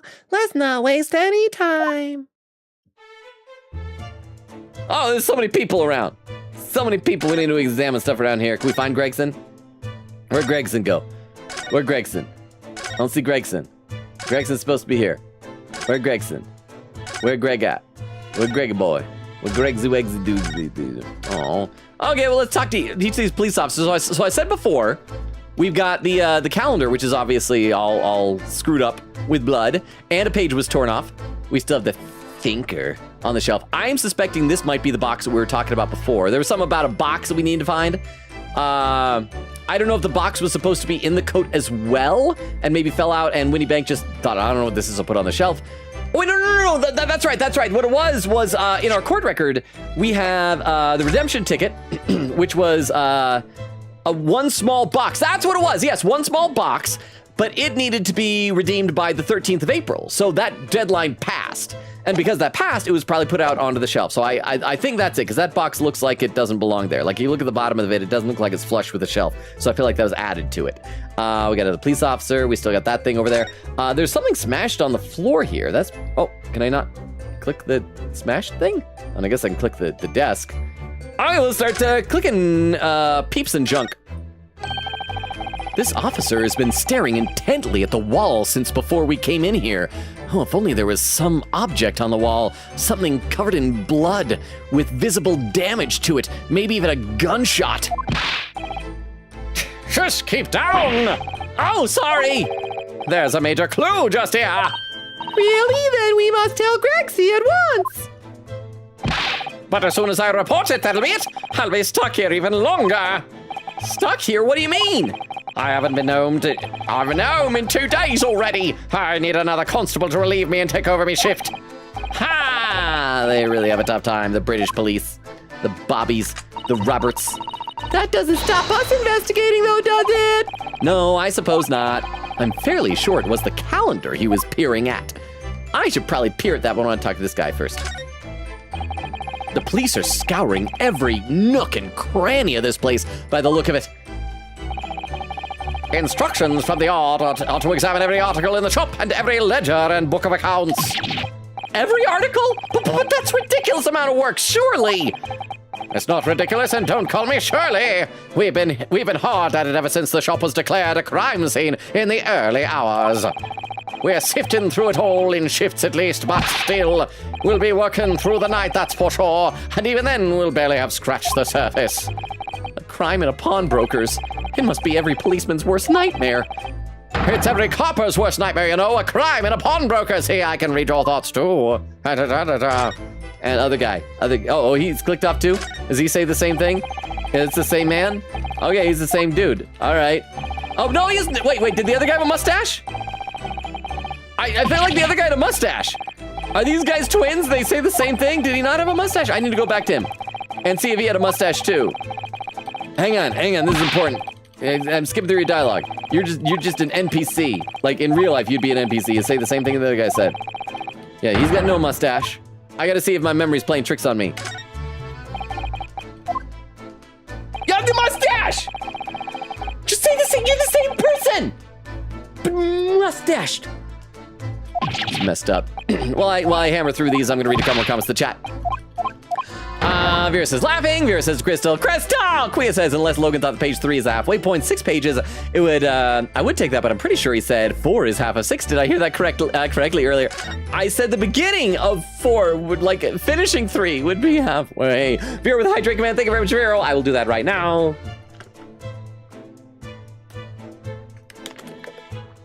Thank you, Vero. Let me take a look over at YouTube chat. Oh, I gotta scroll up just a little bit here. Let's see, Derma says, maybe we should have led with Holmes was shot. Derma says, it's the fence post problem, depending on whether you are counting the fences or posts changing the math plus or minus 1. I'm not actually sure what the fence post problem is. Maybe if I heard it, it would jog my memory. But what I think of it is it's also a similar problem that I've seen. There was a meme that somebody posted online where someone's like, so if it was like an elementary school math problem. It's like if you cut this piece of paper once, you have 2 pieces. So if you cut it like 3 times, how many pieces would you have, or something like that? I can't remember. It was something like that, and the obvious answer is like, well, you'd have 1 more piece than the number of times that you cut it. And it was one of the things where the teacher like just totally didn't understand it. It's like, no, if you cut it 3 times, you'd have 3 pieces, or there's something like that. And so yeah, just remember fences and papers. Derma says with the chapter stuff. Said no, it's an actual spin-off.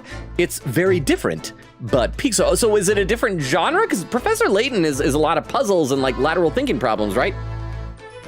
Toshi says, it happened to me the whole time I was playing TGAA, almost drove me insane. Okay, so it's not like a new thing that is just with Windows, so it is the game itself. I'm surprised then that this game has been out this long and they haven't patched it? I guess either they just don't care or it's too difficult to patch. Derma says, ragabash is not a slur, just very archaic. Shakespeare stuff is more easily readable, this game at times. Well, I think there's a reason why a lot of the new words that Shakespeare invented like got added to the dictionaries, because you listen to them and you just automatically can tell like what that probably means. Okay, so we've talked to everybody. Obviously the calendar is going to be important. I'm going to check that wall in a second, but let's start over here on this side and look at the counter. Oh, and the lamp is smashed. Oh, and there's the same picture of the cat that we have. So I guess maybe that's for all the tickets, the redemption tickets. There's the article ledger here and Mr. Windibank's notes and so the broken stuff on the ground is the broken lamp. What's this? It looks as though someone has left a little photographic print behind. Oh, look at the back. There's some writing. Is there? Woo! Show us, Susie! Show us! Okay, so this is one gentleman's overcoat. There's like a thumbprint, some kind of fingerprint on it, but so one gentleman's overcoat, the loan amount was £1. Oh, so wait, why did McGilded give her £5 to extend? Well, anyway. Redemption deadline 15th April at 10:30 p.m. 15th February, 10:30 p.m. Article deposited, one gentleman's overcoat. Loan amount paid, £1. Redemption deadline, 15th April, 10:30 p.m. Wait a second, hang on. Why would there be a bloody thumbprint on this? He was shot in the back, laying on the ground in the storeroom with his hands clutched like this over his head and the pool of blood down here. Oh, well, it's not going to be McGilded for when he stabbed the guy because Beppo was the one that turned the overcoat in. Why? Yeah, why would there be a bloody thumbprint on this? Or any kind of fingerprint, any blood at all?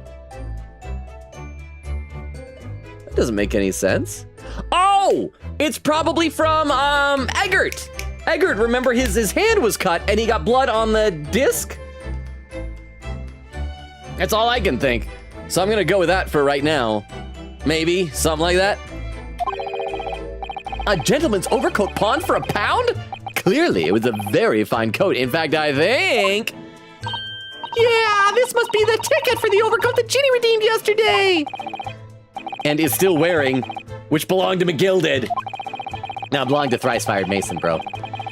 I would never have expected the redemption ticket to be handwritten on the back of a photograph, though. I would never have expected that to be the thing, to find a redemption ticket on the back of a photograph. Oh man, if only there was like some previous photograph, maybe that exact same photograph that had a redemption ticket printed on the back, then I could see myself possibly imagining that would happen.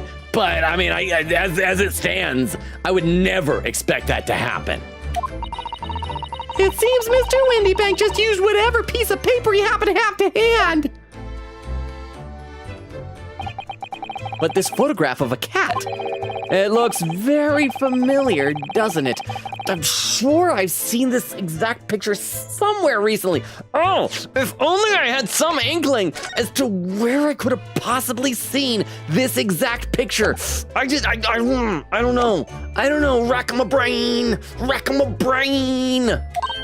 Oh, yes, you're right. Very recently.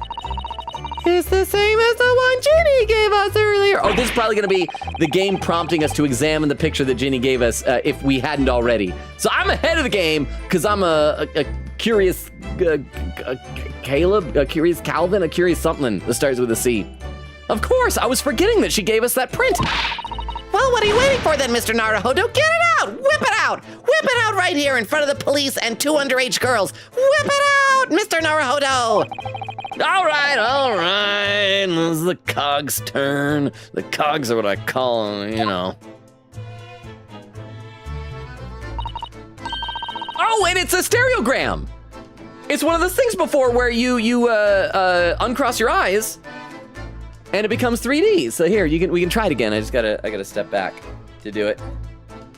And okay, crap. This one is unlike the other one. The other one before I told you had to like do the other thing where you look past it. This one is reversed. This one you do have to cross your eyes. So there we go. A little bit harder to do. And it's in 3D. I'm doing it right now. So this one you cross your eyes. The other one that we saw before of the girl, you had to look past it. This one you do got to cross your eyes. So go ahead. Try it out, especially if you're on your phone. It should be easier to do on your phone because it's smaller, you know? While y'all are trying that, I'm going to read a couple more comments in the chat. Queen Kitty said, this is getting to me for some reason. Wait, what? Rukov says, stay lonely. Rukov, stay sleeping early. You're awesome. Thank you for being here. Queen says, Rukov, you got to help me make sure Logan is good at math. I'm pretty sure he said 4 is half of 6. Help. I didn't. I said the end of 3 and beginning of 4 is the halfway of 6. That makes sense, right? Quiggin says, I just call him Mr. Egg. Mr. Egg. That sounds like a mysterious, like, Bond villain name, like you'd have Mr. X. Wait, wasn't Mr. X? Wasn't that the name of the big guy in Resident Evil 2? Am I remembering that correctly?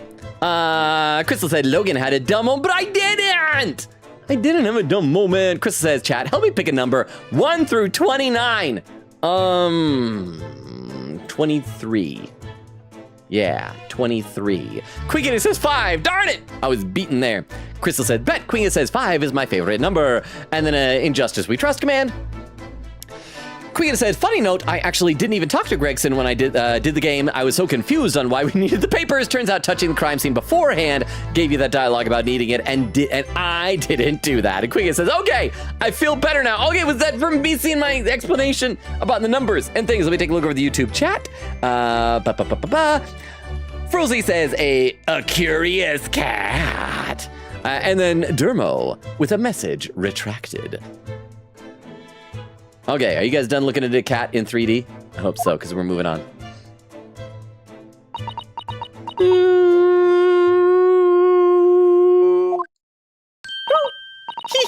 I got it!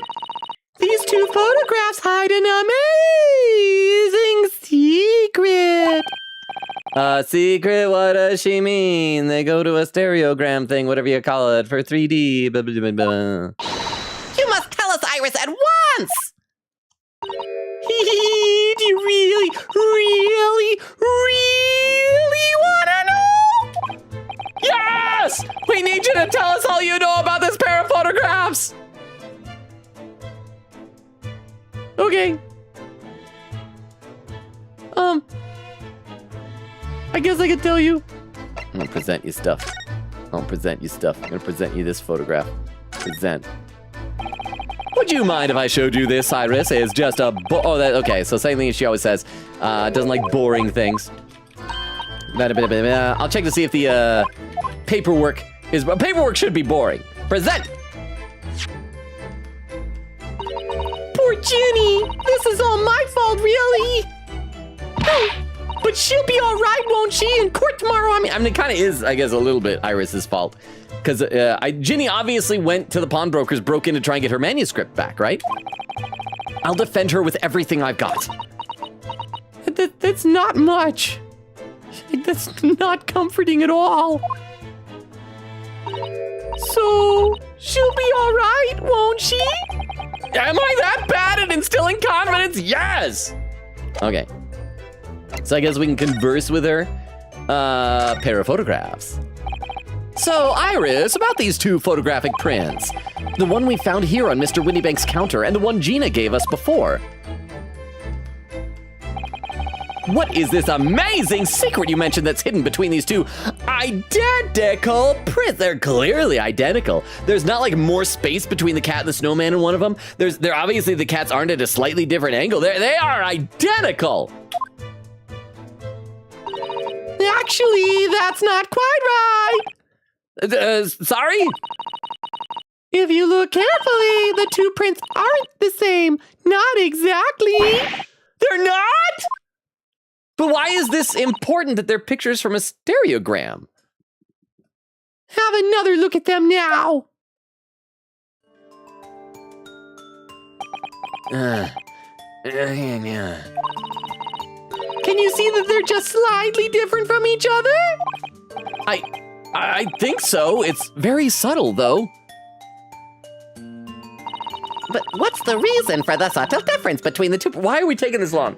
Why is it? Was like examining the stereogram earlier with her luck, was that optional?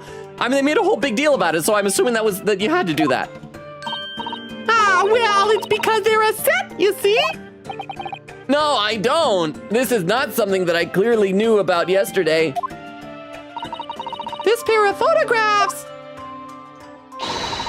is meant to be used with a stereoscope. Oh, a stereoscope, not a stereogram. Sorry, stereoscope.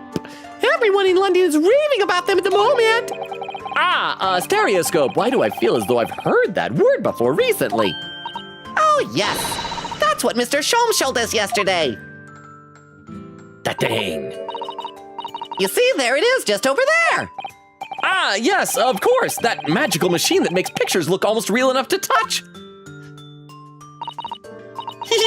Well, actually, it's quite possible to see the same depth in pictures even without one of those contraptions. What? Really? Just slide your 3D slider on your Nintendo 3DS. Do you know how a pair of flat photographic prints can appear to have any depth in the first place? No, I have no idea. It's magic. It's demon magic. You're all witches. I want to burn you all. Oh, wonderful that I'll be able to tell you because I love expo dumps, expository dumps. Most of my dumps are expository. She's over the moon, bless her. Should we let her explain, though? We really need to carry on investigating the scene. We don't need to. I know this. I, for one, simply have to... No, we don't! We don't! I know this!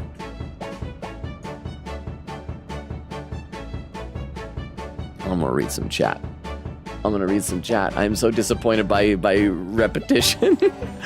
Queen Katie says, yes, that makes sense. Thank you. Crystal says, okay, that makes sense. Queen says, I was going insane. Okay, so we reached where I explained the half thing. Queen says, I was like, no way he thinks 4 is half of 6. Yeah, you're definitely a math man. Queen says, yes, the mobile game is so good. The Layton Brothers is a real spin-off, and it's my favorite piece of Layton media. It's a real spin-off. Okay, so there's 2 Layton mobile games, both about Layton's future kids. One is about his son, the other about his daughter. Okay, that must be the one that I saw then. The son's game is better, and they made an entire anime out of the daughters. Wait, really? I have many feelings that I'm sure Dermo would be like, yes, Katie Slay. Page 4 time and a timestamp 1 hour, 16 minutes. Okay, I'm a little bit behind. I'm like 24 minutes behind, but I'm gonna have a sip of water. If you're lurking and you're putting up with how far behind I'm in chat, like if you're not usually here, bless your soul. And thank you for being here. Also, I'm going to read some more chat.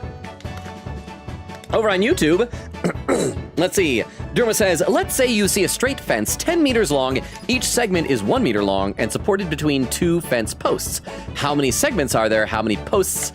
If they're different, why? Okay, that makes more sense what you're talking about then.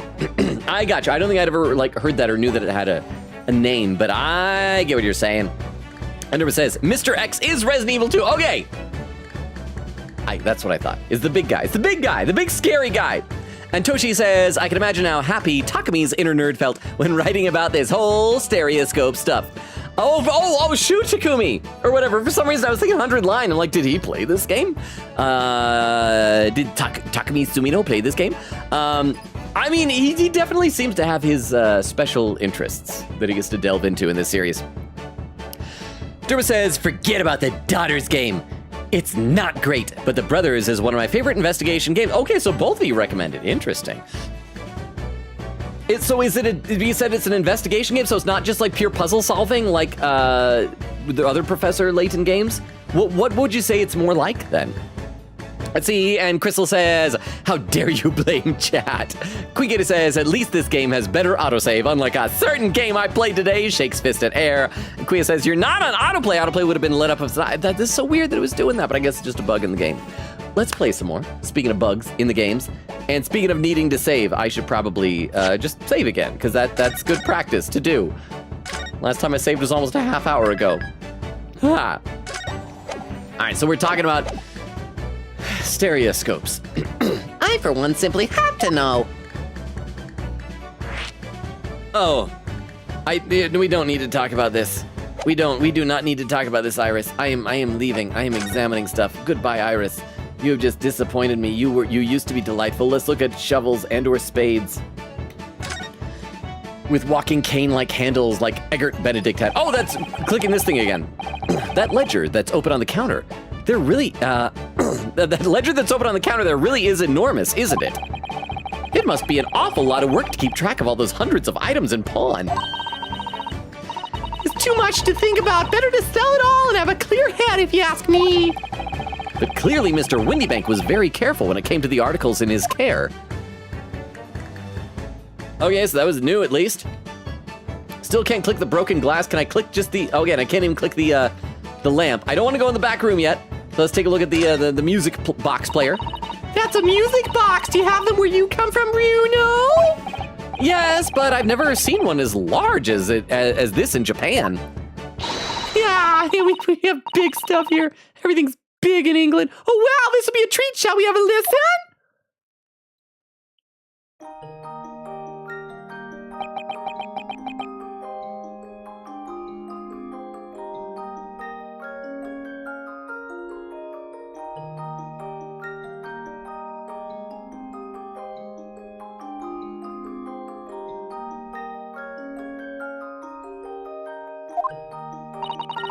What do you think? Isn't it a pretty sound? It's a beautiful sound, yes, but it's a little hard to enjoy when all the policemen in the room are giving you fierce looks. Never mind that! If any of them say anything, I'll tell Gregsy to have a word! Iris Wilson, Superintendent of Scotland Yard. All right, more investigating. I want to look at the shelves here. I want to see if I can click specifically that box. There. It's probably just a background decoration, but I want that to be the box that was on the redemption ticket. These shelves are where the pawnbroker puts articles that have been forfeited on display for customers to buy. Yes, it's a really strange miscellany, isn't it? I mean, who would buy this horse statue, for example? And the guy looks like he's thinking. I mean, maybe I'd buy that if I wanted to kill somebody, but not just like normally. Well, sometimes you can find some real treasures among all the junk, you know. Are you all right, Bruno? Oh, it's just, well, it looks like a collection of useless junk as a whole. But when you pick out individual things, you can't help wishing you owned them. Even that horse statue.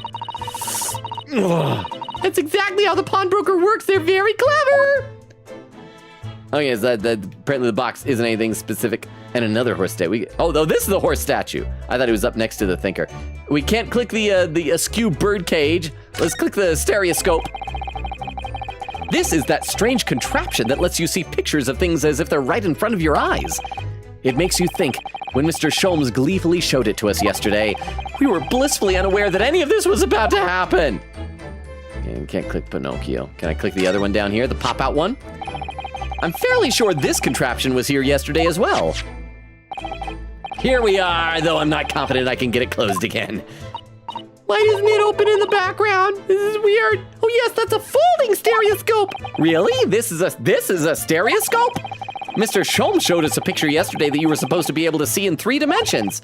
But for that, he used the great big contraption over there. Ah, well, that's for use in public houses and places like that. It contains a carousel with all sorts of pictures inside. But this little thing is a much simpler design for use at home. There are special shops selling prints you can use in them. I have a little collection myself. I wonder if I could make money out of these in Japan. It would beat keeping my toilet sparkling. Wait, it would beat keeping my toilet sparkling clean anyway? Do you earn money cleaning your own toilet? People pay you to clean your own. Okay, let's look at the calendar. This is gonna be evidence, right? Ah!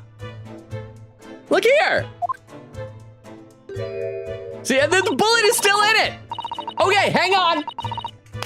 This is gonna be important because also another thing that was very important earlier in this chapter is that Windy Bank's gun, which I'm assuming is the murder weapon, only had 1 bullet in it, right? He went out of his way to tell you when he was pointing the gun to his own head that he only has 1 bullet in it.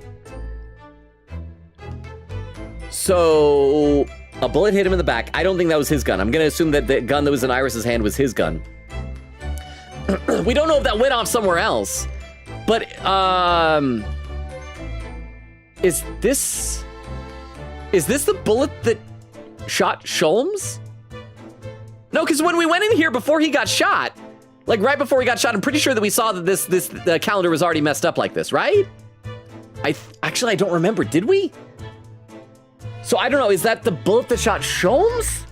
And that's why it's got blood on it? Or is that a different bullet in someone else's blood? I am not sure. I need to go back and watch the VOD.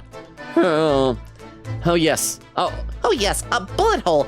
And I can see the bullet is still lodged in the wall. Presumably, Mr. Windybank wasn't practicing with his revolver in his spare time. Unless he already used his gun. Maybe he used it in self-defense and shot somebody else. Maybe that Eggert guy, if he came back. Ah, well, Mr. Sholmes likes to practice in his drawing room whenever he can. He's very patriotic like that. Sorry? Yeah, didn't you see the bullet holes in the wall, bro? It's all there in the adventures of Herlock Sholmes, you know. Isn't that right, Iris? Ah, did I write something like that? Partly in jest, perhaps. In jest? That's what you do to food. Then you digest. Then you poop. Well, he doesn't do it often. It's quite a dangerous pastime. He doesn't do it often? He shouldn't even do it once! Forget that for now, Runo. Let's examine this bullet. What's that around the bullet hole? Is it blood? Dun dun dun! Huh. A suspicious red stain on the calendar. I may well be able to help with that. Hey! There's nothing like the sight of blood to get the blood pumping in there, Runo. I love it. I love the sight of blood. I crave it. I wanna touch it. It tastes like copper. I have a feeling I'm not as bloody-minded as you are, Iris. I'm afraid the sight of blood makes my blood run cold. There you have it, you see. When it comes to blood, we're all different types.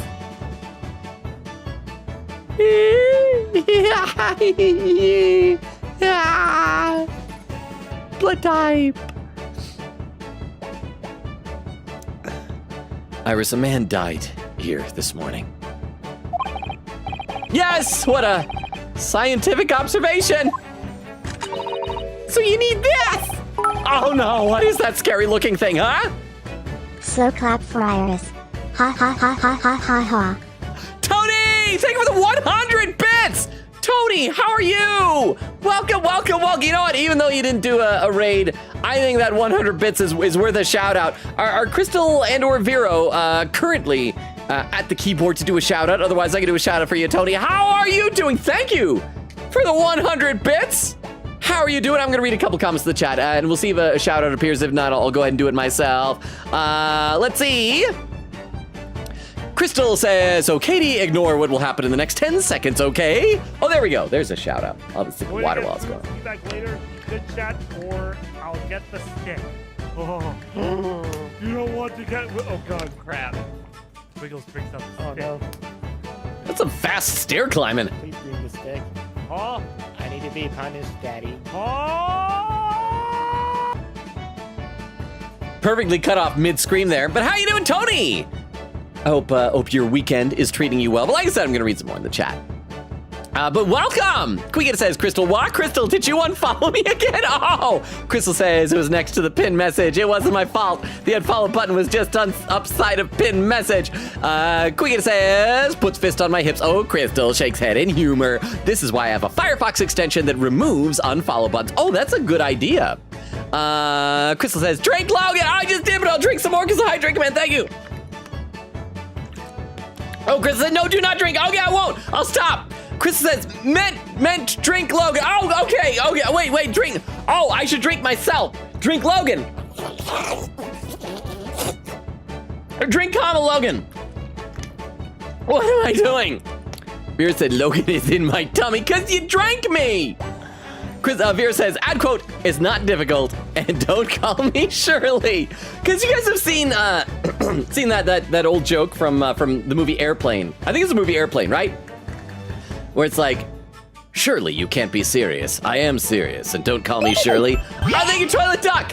Thank you. I will. Oh, hang on. What are you talking about here? No, I'm gonna save. Toilet Duck told me to save. Thank you. Saving. It was advancing again because my mouse approached the screen, and this game is a bug like that. So thank you very much. Oh, hang on, we got some messages over on YouTube. What was she saying? In case it advanced again the next time I look. Hurley and I haven't actually come up with a name for it yet. Oh, the contraption she's got. Oh no, what's that scary looking thing? Let me take a look at Vero, or not the Vero, the YouTube. Why did I say Vero instead? YouTube chat. Durma says, forget about the daughter's game. Oh, I read that. Toshi says, Shutakumi's special interest is yaoi? Actually, come to think of it, I don't know if Shutakumi is a man or a woman. I've always just assumed a man. But yeah, you guys are talking about all the big yaoi hands and everything. Durma says, no, Vero, it's closest. Oh, no puzzles in it. So there are no puzzles in Lane Brothers. Says it's closest to Rain Code or the AA investigations games. A real crime scenes focused on murder mystery stuff. Gallop! Raid with a party one! Welcome, Gallop! Could we have another shout out? Vero or Crystal, what do you two do? A quick shout out for Gallop. Gallop, what were you playing? What were you streaming tonight? Lurkers, I will get back to the game soon. We're just get distracted. I'm having fun with everybody, huh? Something on the mind? Oh, I was just asking about a shout out. Is all. But thank you, Vero. Oh, for the puzzles there. Farok's super logical. I'll take it for the 10 bits. Definitely get his opinion. Her opinion. Or her opinion. True. Don Hung's always saying that Clara's really insightful for her age.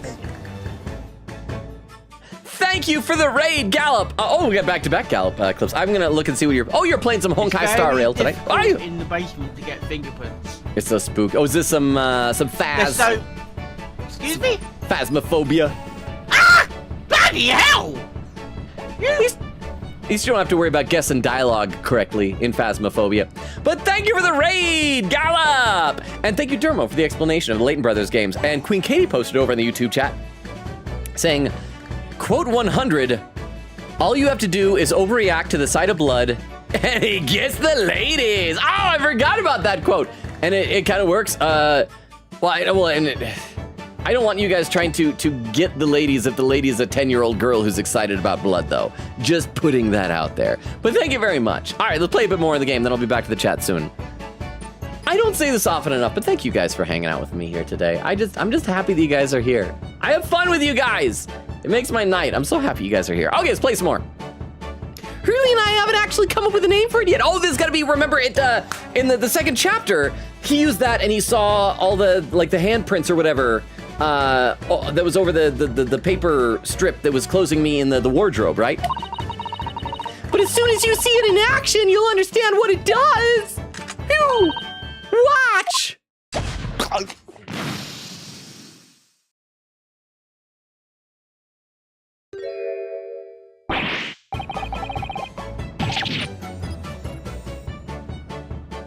I don't know how long I should lay there for the sake of a joke.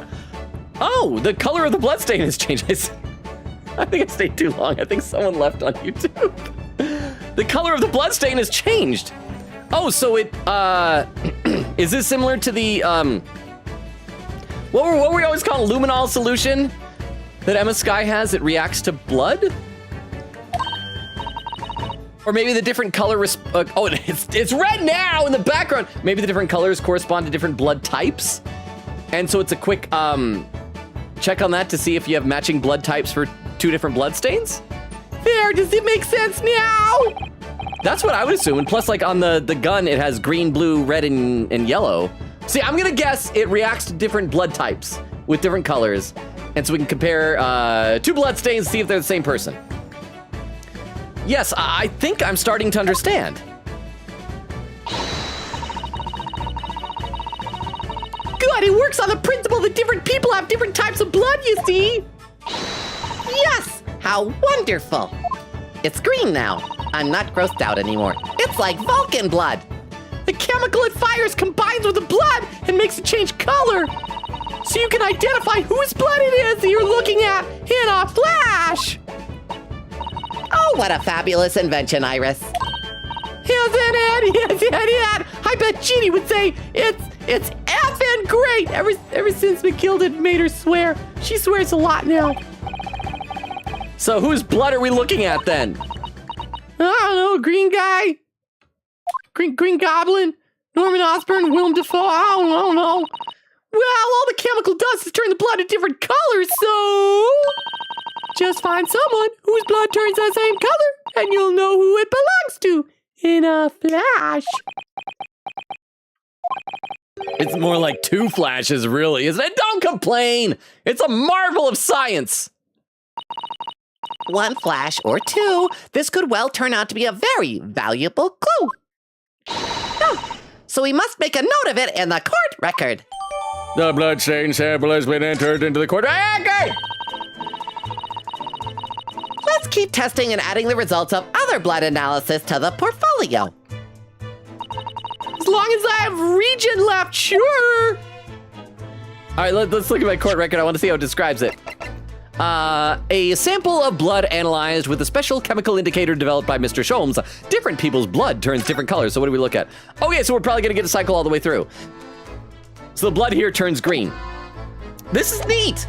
That's actually a cool way of analysis. I highly doubt that it is representation of the actual technology they had at the time. Okay, and that is now unchecked. So can we click it again? Green blood. It just seems wrong somehow. It's like, have you ever been to the store? Sometimes they'll have like different colored ketchup. Like green ketchup, it is weird. Oh, there are all sorts of different colors. There are pretty pinks and purples too, you know. Like I said, everyone's blood is different. I wonder what color my blood would turn out. Actually, I don't want to know. Huh. Okay, have we clicked everything? I think we apparently need to talk to Iris about the stereoscope, and then we'll need to check the back room, but I think we have clicked, oh wait, can we click, no. Oh, and click the, no, that, is that the room? That, clicking on the skull might be going to the room, so I'm not gonna risk it just yet. Let's save again. Let's talk to Iris about all of her stuff and the stereoscope, and it'll be a long exposition and explaining how depth works. Oh, how you have depth perception and all that. But let's do that. But first I want to present her the blood stuff. See if she has dialogue for it. Unique dialogue. The way you can identify differences in people's blood like this is amazing. You really are a genius, Iris. I know, I am. If Hurley and I put our minds to it, we could really shake up Britain's chemists and alchemists. And you could shake up Japan's lawyers and judges, couldn't you, Mr. Naruhodo? Don't patronize me. Oh. For sure, even if I didn't intend to.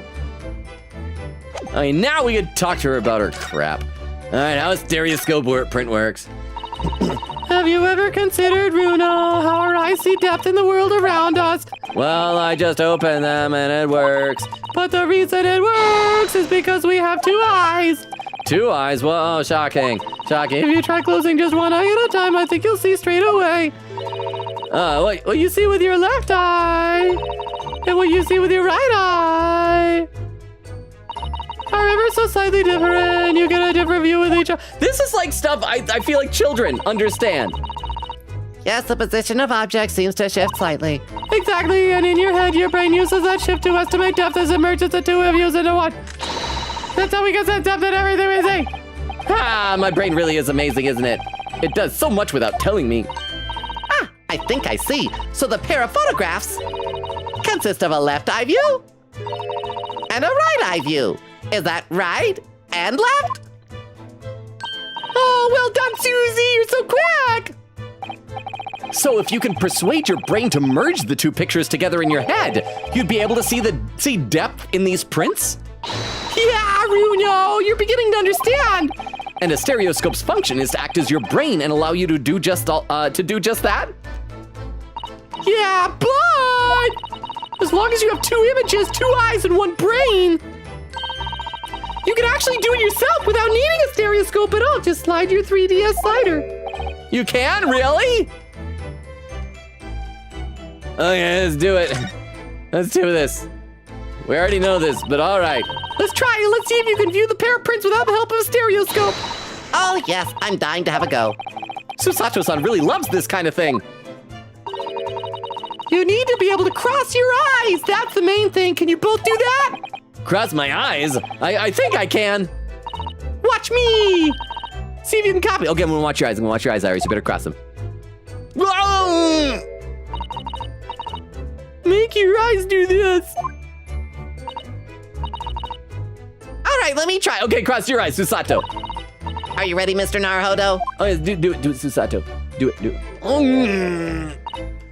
There, how's that? Wonderful. Wonderful. Now it's your turn, Runo.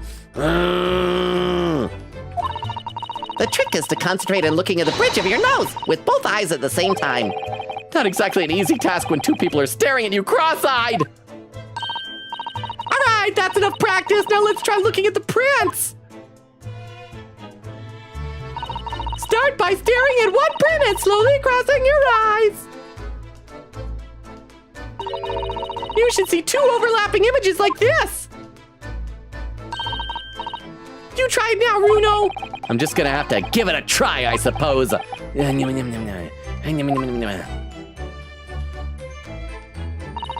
Did the print split into images for you? Now the next step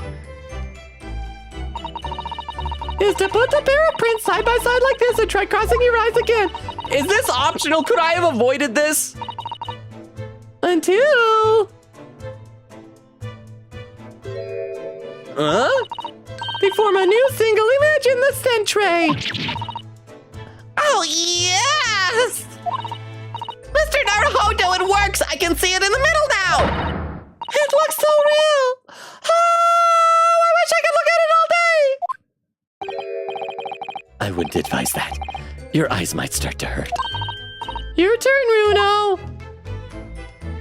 I already did it. I'm not gonna do it again. Pretend like you're looking through the two pictures and slowly cross your eyes. Keep adjusting the position of your eyes until the two images overlap exactly in the middle. Like this, is it?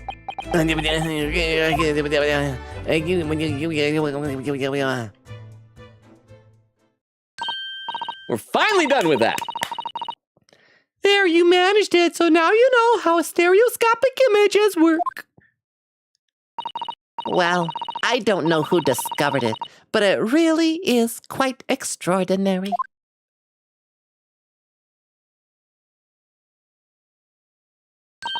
So what do you think of these stereoscopic prints then, Runo? I got a question for you guys, though. I've never looked at myself when I cross eyes, when I try to cross eyes. I always feel like I'm not doing it as well as other people. Like, did I look like I was crossing my eyes when I was doing that before, or did it just look like I was looking straight ahead with a strained look on my face? They're certainly amazing, but it isn't easy to get the knack of viewing them properly. No, some people find it easier than others. I know, I find it easy. But that's why contraptions like this exist, for people who find it tricky. Oh, I recognize that. We saw one over there yesterday, and like 5 minutes ago, didn't we? If I remember correctly, you press this little knob here. Then set the pair of photographs in this stand in the back and... It's still amazing, even though I know roughly how it works now. Well, London seems to agree with you. Stereoscopes are very popular at the moment. You can find one of these folding contraptions in lots of households in the capital currently. But if these little machines are so affordable, surely there's no need to go around staring cross-eyed at pictures like you hate them. There's also no need to spend money on it if you can do it without them, though. But it's much more satisfying to be able to see the effect with your own eyes. Well, I think so in any case. Stereoscopic pictures. I'd never even heard of them until yesterday. We've certainly learned a lot about them, but I wonder if it's knowledge that I'll ever actually need. Well, it's in my court record, so I guess apparently. The second white cat photograph has been entered to the court record. Thank you for not just zipping away this time. A photograph depicting a sweet little white cat. I feel as though I have another print just like this one. Is that it? I'm done talking to you? All right, done talking to you, girl. Let's save, and then we'll examine. I'll see if clicking the skull is, because I can't tell if that's, because, wait. When I was mousing over the skull before, I think it was unclicked. Now it looks like it's clicked again. Huh, maybe I missed out on something. Maybe I was supposed to click the skull. Maybe it was a once-in-a-lifetime opportunity. In that case, I'm gonna save it. I'm gonna stagger my saves. In case I missed out on like some achievement or something like that. They seem to just pop up random things like, you happen to examine this very random item at this random interval. And let's go ahead and head into the back room and see Windybank's body. Well, I guess his body isn't there anymore. Behind that door is the storeroom, isn't it? That's what Gregsy said.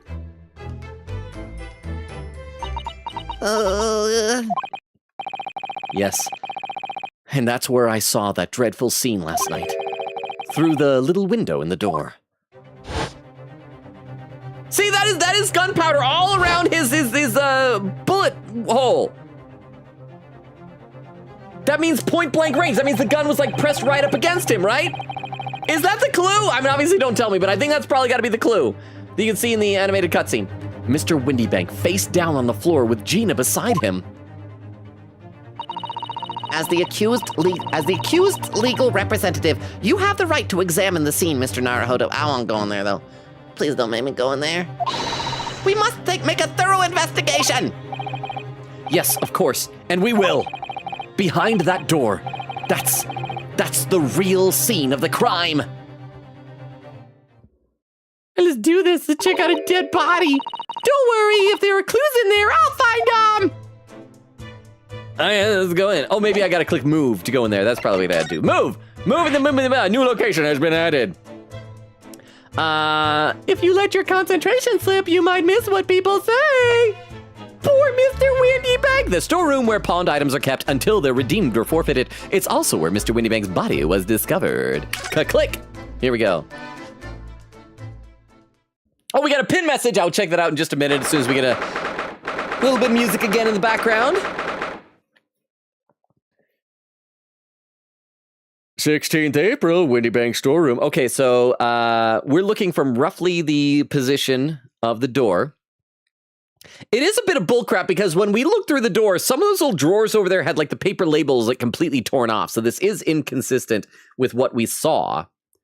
I'm wondering if the revolver still has a bullet in it. If it doesn't, then I wonder if the bullet that's in the calendar was fired from Windybank's gun.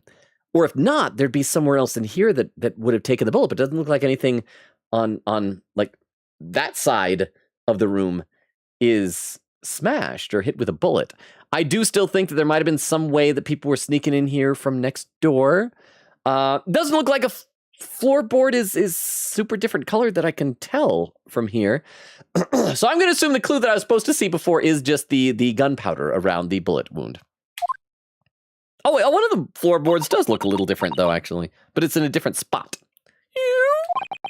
Poor Iris. She's clammed up completely. I thought she'd be excited about the blood. Let's shoot it with her gas gun. See if it's green. Iris is bound to find this difficult. After all, Mr. Windybank's life was taken in this very room only last night. I always wanted to murder Mr. Windybank. That was taken from me. I was robbed. Gregson! Hello, hello! Ah! Oh, and gone. Bye! Wait, Inspector! And then the music fades back in. What's it now, sunshine? I'm gonna save. I'm gonna save again. And we got some background music, so I'll check out what that pin message was. I'm gonna read some more in the chat. And we'll keep going. We're getting close-ish to the 2.5 hour mark. If at some point people want to look out for raid suggestions over on Twitch, feel free to do that. Pin message on Twitch written by Queen Katie, pinned by Vero, says, so Logan, lol, I checked some time ago the Japanese version, despite in the 3DS version, this gimmick mainly using the 3D slider and showing only one picture. It's the exact same conversation animations. Same with the 2 kitty pictures, so you would still cross your eyes on the small 3DS? I feel so bad for everyone doing it. What happened to the cool 3D sliders? Show them told Susato to use. I mean, I guess it's educational because, like, these are actual things. I mean, but that whole segment and that has to have been put in because it was on the 3DS to come with an excuse for using the 3D gimmick, right? So why not? I don't know. But yes, I hear you. But I'm going to read some more in the chat. Over on Twitch, Crystal says, no. Vera says, yum, yum. Quicket says, Crystal, I think Twitch gave up on telling me when you refollow me, lol. I hope it doesn't think you're a spammer or something. Crystal says, laughing, gosh, I hope not. I am just clumsy. Quicket says, okay, but imagine doing this on the 3Ds, though. Vera says, it worked. Quicket says, I want to try something. Vera says, 21. Quicket says, oh man, hold on, I'm rewinding with the power of subs. I don't care about Iris's yap session right now. Vera says, laughing. Quicket says, okay, I'm all good now. Okay, so what I was trying out, I was gonna say, man, too bad crossing my eyes makes everything blurry though, but then I remembered I need glasses in general, so I got my glasses and it actually fixed it. I can actually see the cat while crossing my eyes. Who would have thought? Weird thing though, when I played the game on my TV, I didn't have my glasses on, tried crossing the eyes and it didn't work. I think a TV might be more difficult because the image is so much larger. Doing that cross eyes is easier. The smaller amount of geography that the pictures have to move. You know, that's why when I was doing before, I kind of moved back in my chair to make the screen look smaller to me. Quicket said, who would have thought? Weird thing though, when I read that. It said, but when watching Logan's stream, it worked. Is it really about size? Oh, it's absolutely about size. Because again, it's like you have to cross your eyes much less if it's a small thing, because just like 2 little things, boop, like that. Whereas if they're really big, you gotta move these things all the way across so far. It's so far. Quicket says, pin please. If it helps, Logan, this is the exact same conversation in the Japanese 3DS version. Every single bit of Iris's yapping session is the same, despite it being on 3DS with a 3D slider. I'm gonna read some more comments over on YouTube now. Let's see, scroll up. Crap, where'd I leave off? Durma says, also, it's less about discovering and more about piecing together. Apart from sending away for additional forensics and getting more testimony, everything is there for the most part. Okay, so just to clarify, because one thing that I do think is a little bit, at times frustrating about the Ace Attorney games. Don't get me wrong, I'm loving these games. The one thing that I do think is frustrating at times is that they will intentionally not give you all the information. They will go out of their way to be like, to have some clue that it's like some vital clue that you won't find out until they update the autopsy report halfway through the trial. And it's like, well, how could I have figured this out? And I get that they're wanting to like slowly piecemeal out the story, but I also like the idea of just trying to figure it out on your own and then finding out if you're right. And who knows, maybe it would be boring if you would play a game that's this long and if you could figure out who the culprit is right at the beginning and then you take that long to get there. But I don't know, I still find it a little bit frustrating. So it sounds like that in the Layton brothers, that you don't discover it, you piece together, that it's already there, you have all the evidence, and you just have to put it together. Is that what I'm hearing here? Durma says, I imagine Logan goes into a store and calls them Jigsaw Veros. Now I probably would, because my brain autocorrect. Durma says, I like to imagine it's Luminol glows blue and Ryu's just very colorblind. Then again, Luminol only works in dark spaces. That's true. I do like the idea of, there was that certain game that we played that we found out that it was like, oh, that odd color is actually significant. Durma says, I have Luminol because teenage me was really into forensics. It'd be one thing if it was how a 3D image singular works, but with two, it's trivial. And Derma says, darn, the chalk doesn't do Winnie Bank any favors. Oh, because probably he's a portly fellow. He's a rotund individual. I'm gonna read one or two more comments on Twitch so we'll get back to the game. Quingita says, sir, she's autistic in the 1800s. Let her yap. Fair enough. But I just hate that I have to click through it. I should be able to let her yap and go do something else while she's just going on and on. Quingita said, the son's game is murder mystery. The daughter's is more puzzle, fun adventures while solving different random mysteries. That said, though, the plot in the daughter's is meh. It had an interesting plot twist that I feel was not used very well. But the son's one was something, like if you get a ghost trick and sprinkle a ton of latent on it. I speak in terms of story, though. Story vibes is ghost trick, but latent. And then Quingita said, for once, quote 100 works. And there's where Tony Gaming. Thank you again for the 100 bits, Tony. And Tony's saying, hi, Logan, I'm good. Just got home from work. Well, I hope it was a good day at work, and I hope you're enjoying unwinding now. Okay, I'm gonna play some more. What is it, sunshine? You took one look at me and tried to run away.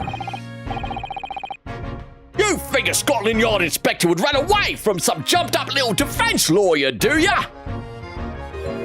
Well, Turbo, you're right. That is a chubby outline. No, you don't like your ladyship anymore? Anyway, what? Never seen a ladyship looking like that before is the thing. Didn't know what to say to her. So you weren't running away from me, you were running away from a 10-year-old? He was running away from the socially awkward situation with a 10-year-old. Also, I just realized that thing in his hat, is that a full-on book? I think earlier I just assumed it was like a card or maybe his ID or something. I'm afraid this is all a little much for young Iris. Well, some gentle reassurance might go a long way, perhaps, Inspector.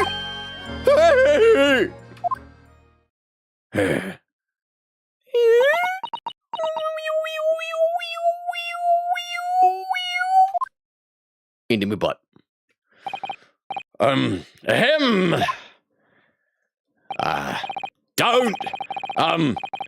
Don't trouble yourself unduly, your ladyship. I mean, at least you're not dead, or are you? Are you dead? No, you're not dead. You're not dead. That's good, right? Be happy you're not dead. All your friends could die, but you'd be alive and just alone. Ha, ha, ha, ha. Your friend is dead, but you aren't dead. You're very alive, don't got a bullet in your head. No, okay, I'll stop. That makes me more sad. I don't think that went very well. Why? Look, I'm in the middle of an investigation here, Sunshine, and I told you not to get under me feet. And we have investigating to do ourselves. Yes. I'd like to hear more of what the socially inept inspector has to say. Oh, Hurley! And inquire into how Mr. Sholmes' operation is going. Oh yeah, he said he'd let us know when he's out of surgery, right? Let's present him our new stuff that we got first. We got blood sample portfolio. Present. Inspector Gregson, could you give me your opinion on this, do you think? You don't tend to share, Sunshine. Not with the general public. Oh. In that case, Gregsy, how about some herbal tea? Is Queen Katie keeping track, like, with a Gregson glug counter?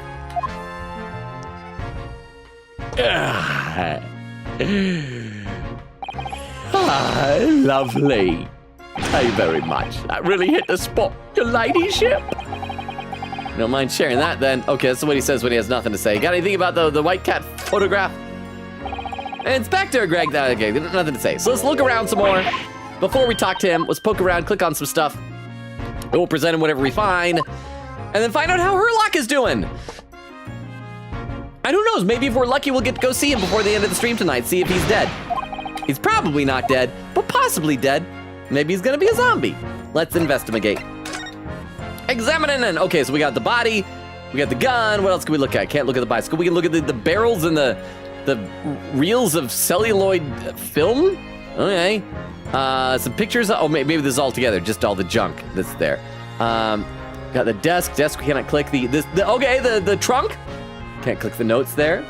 This little cabinet and a stool and a phonograph. Oh man, if we were in the Batcave, we could listen to a Riddler puzzle that would get our buddy Luscious blowed up. Let's just go around clicking stuff here. Look at all these articles that have been deposited. The room is stuffed full of them. I can't believe how many there are.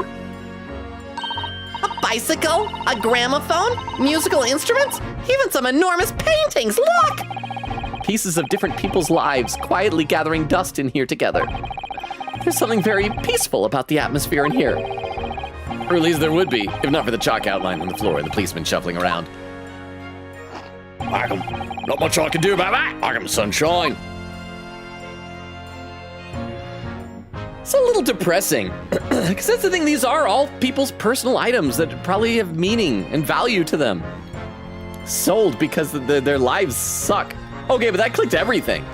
That's the gramophone, that's the cabinet, that's the stool. So all there is left is, as far as I can, oh, there's even a big old ship there, is the trunk, the gun, and the outline. Let's look at the trunk first. Out of all the articles in this storeroom, this is the only thing that shows any sign of being ransacked. Okay, so whatever the two silhouettes were trying to steal was in there, unless that's where Iris's manuscript was, and that's what Gina was trying to steal. What is it, Iris? That's my manuscript. That's the box file that my manuscript was being kept in. How do you know this? Oh, Okay, so that is what Iris was trying to steal. Was it still stolen by the two silhouettes? Iris's unpublished story, The Hound of the Baskervilles. Surely that's not what all this ... sorry, Iris, but if you ask me, he sold it. Without telling you. Oh crap, please don't tell me Iris is gonna go, Gina was right, he sold it. No, the conclusion is it was now taken by someone in this heist. We must check inside the box at once. Yeah.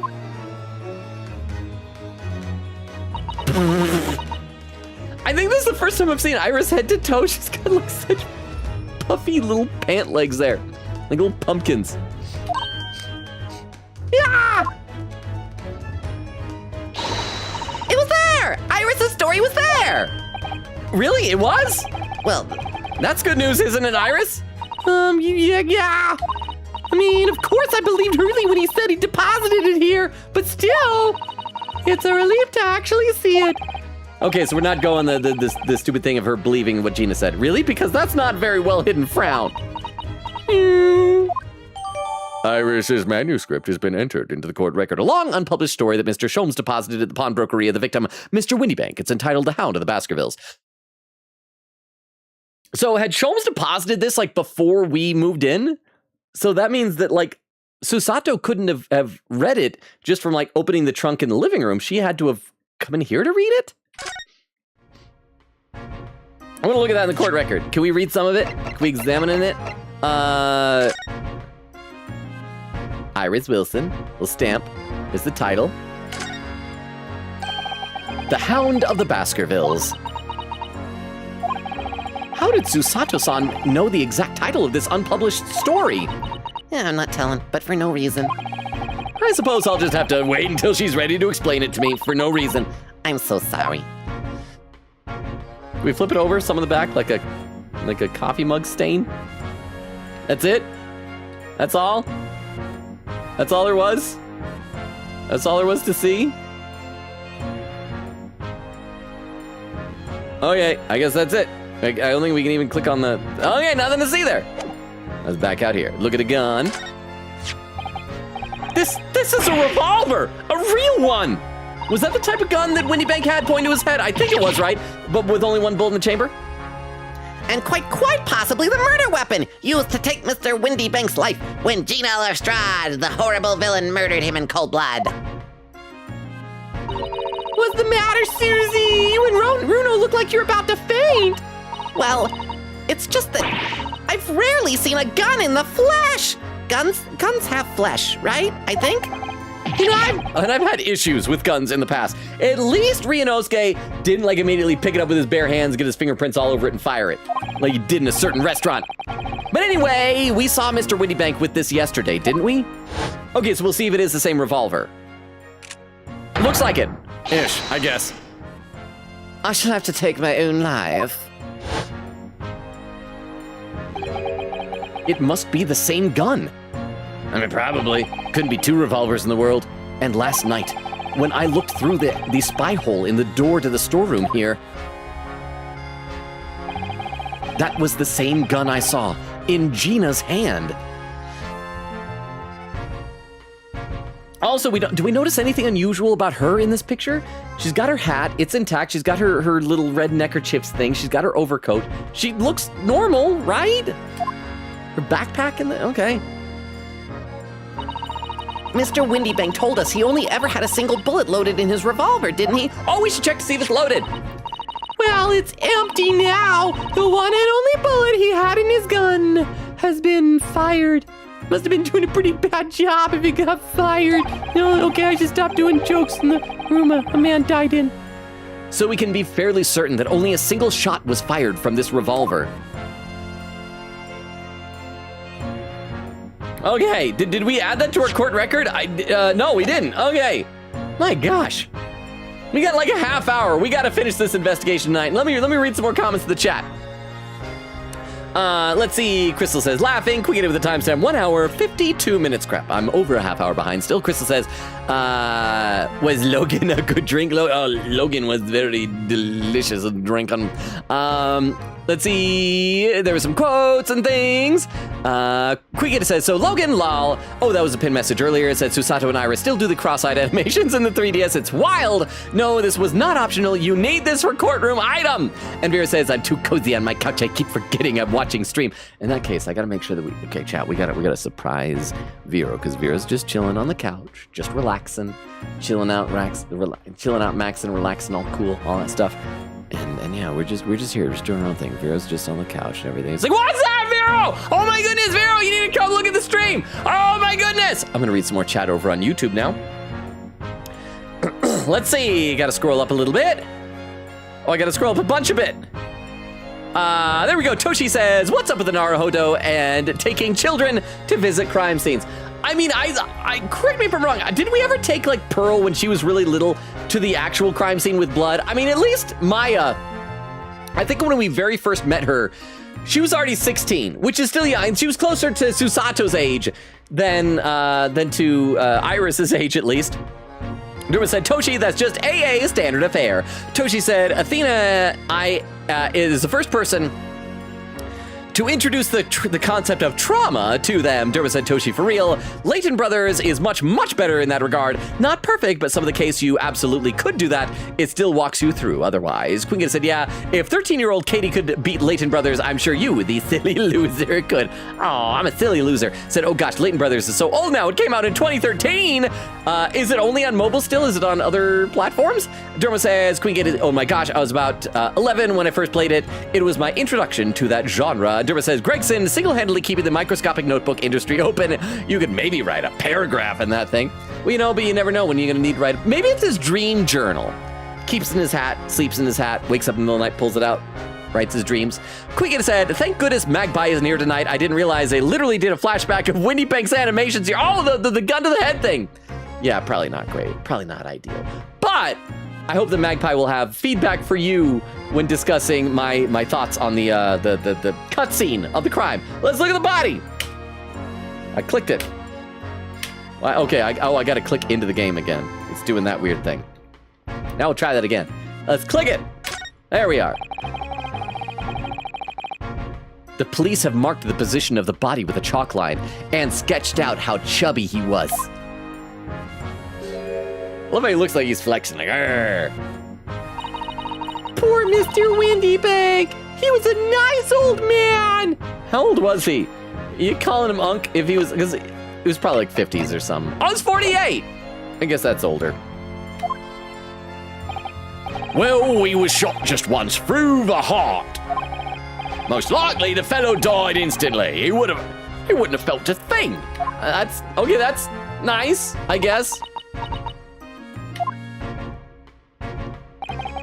This must be his blood then. Time to shoot it with our gas gun.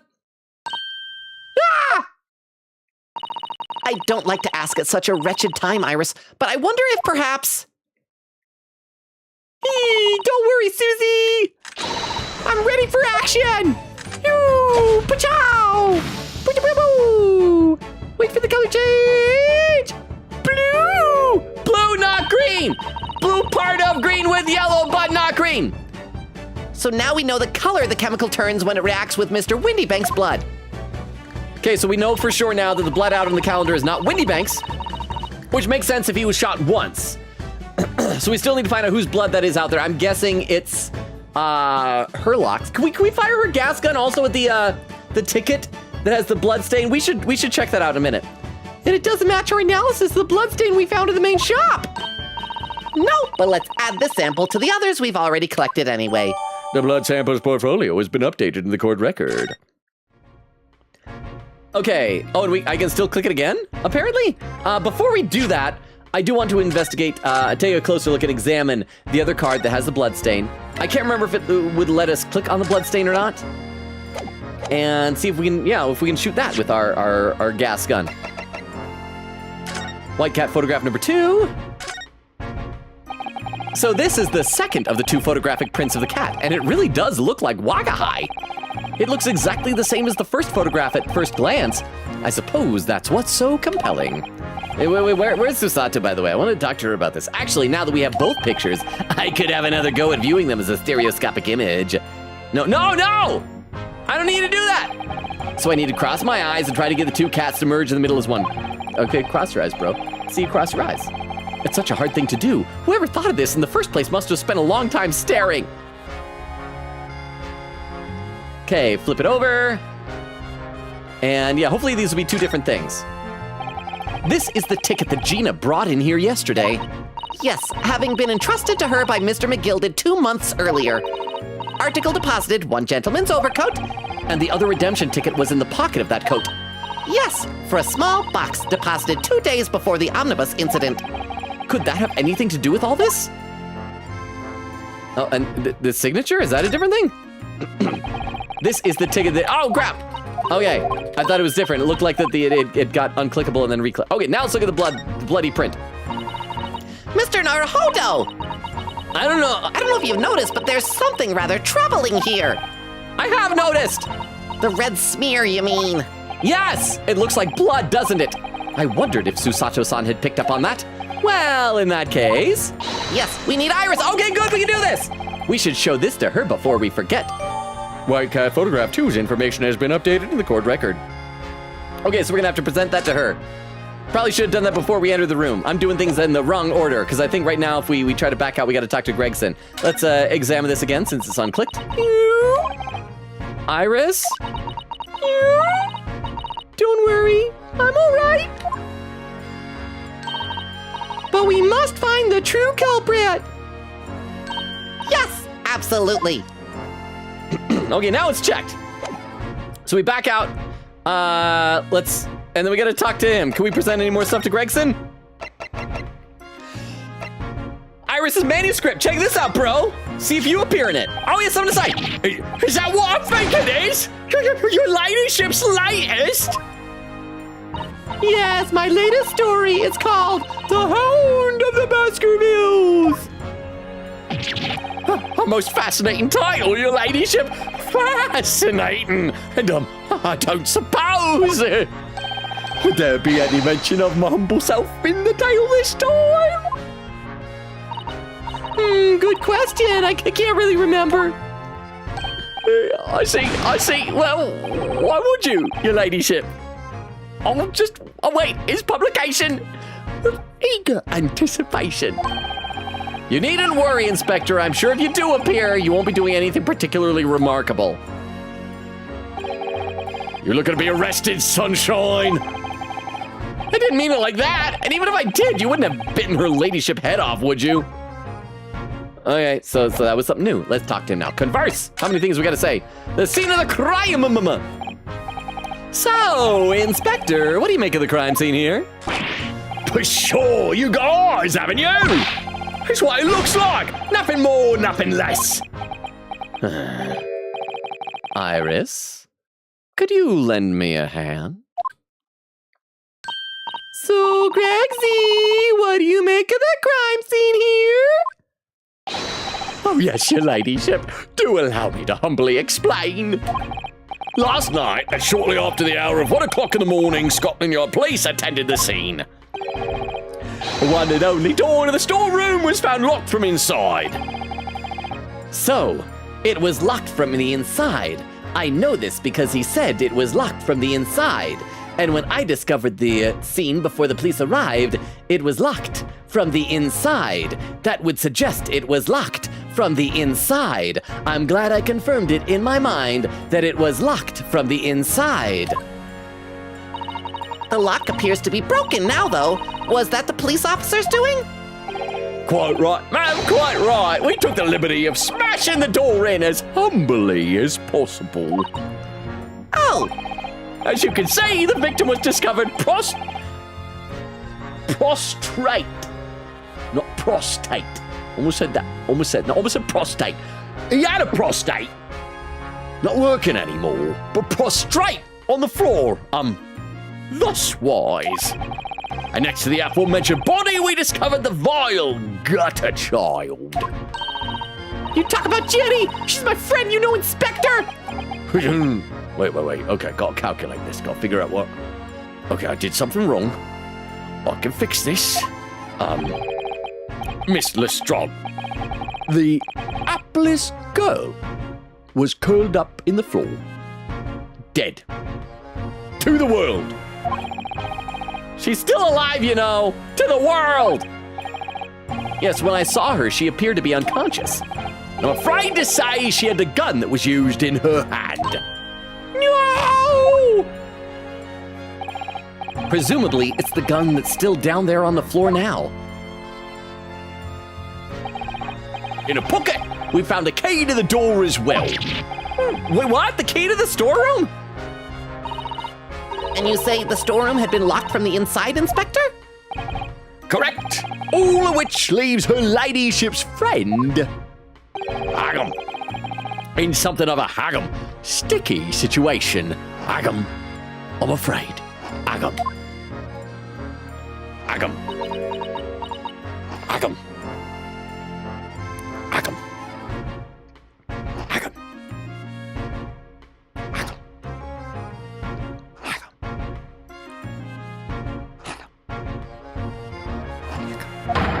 Obviously, my personal opinion is that it's all some sort of misunderstanding. Of course it is, Inspector. Of course it is. Okay, before we talk about Sholmes' operation, I want to see if I can move back into the other room to allow us to present that ticket to Iris, so we can spray it with her gas. Iris, I need you to gas this thing for me. Gas it up, lady. Present. Oh, that looks like blood. Dun dun dun. I would say it's from a gloved finger. Okay, so it's gonna be Egbert, whatever his name was, Benedict's blood. Almost certainly a glove made of leather. Well, don't worry, Runo. You can leave the rest to me. Pew! Pew! So we got green, we got blue. This was probably gonna be like yellow, maybe. Oh, it's purple. It's purple. Look at that. Yes, that's a color we haven't seen before, isn't it? I don't think purple exists yet back in nowadays. What should we call it? I'm gonna call it violet. We simply must add it to the portfolio of blood samples. It would be an important clue. Although, it would be nice to find out whose blood these different colors correspond to at some point. We just gotta find all the people involved and cut them. And then shoot them. Well, this particular stain of blood. Oh, you have an idea, haven't you? Do you know whose blood this is? I do. I'm gonna save just in case I'm dumb, but it's Egbert, right? Egbert Benedict. It's gonna be his blood, yeah? Probably. Also, for the 240 mark. So again, on Twitch, if you got raid suggestions, I'll read some more chat in a second. But let me see if I can be smart. I'm gonna try to be smart. I think I do. Yes, I have an idea whose blood it is. Not from the color it turned, but with a little deduction. That's right, I think it's clear. No, it's purple. Not clear. Iris, you know as well? You first, Bruno. Who do you think it belongs to?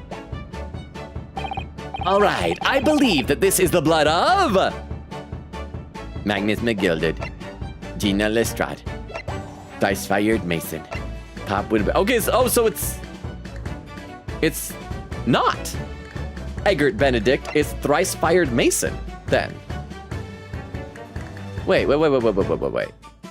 This is the overcoat. So this is a ticket that would have been issued to Beppo. No, none of these guys. It wouldn't be Magnus McGilded's because he was never stabbed. It wouldn't be Gina Lestrade. She never bled. I guess by process of elimination, we're going to say Thrice-Fired Mason, but how would... his...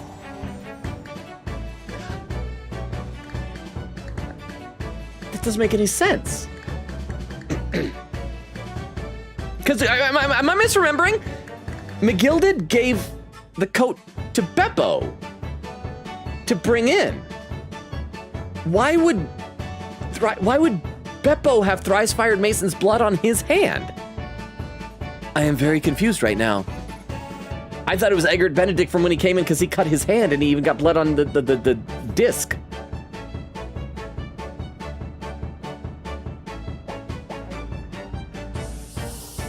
I got Thrice-Fired Mason.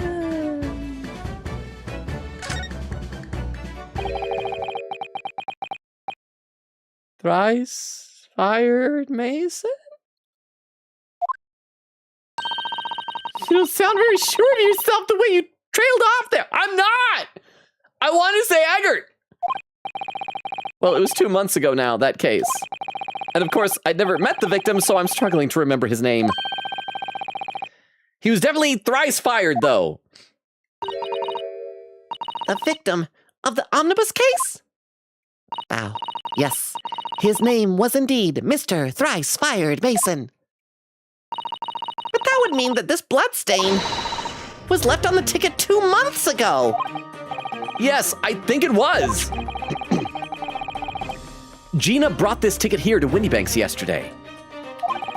I'm suggesting that the bloodstain was already on it at that time. So it's a smear of blood from the time that Mr. Mason was killed 2 months ago? I am so confused as to how that works.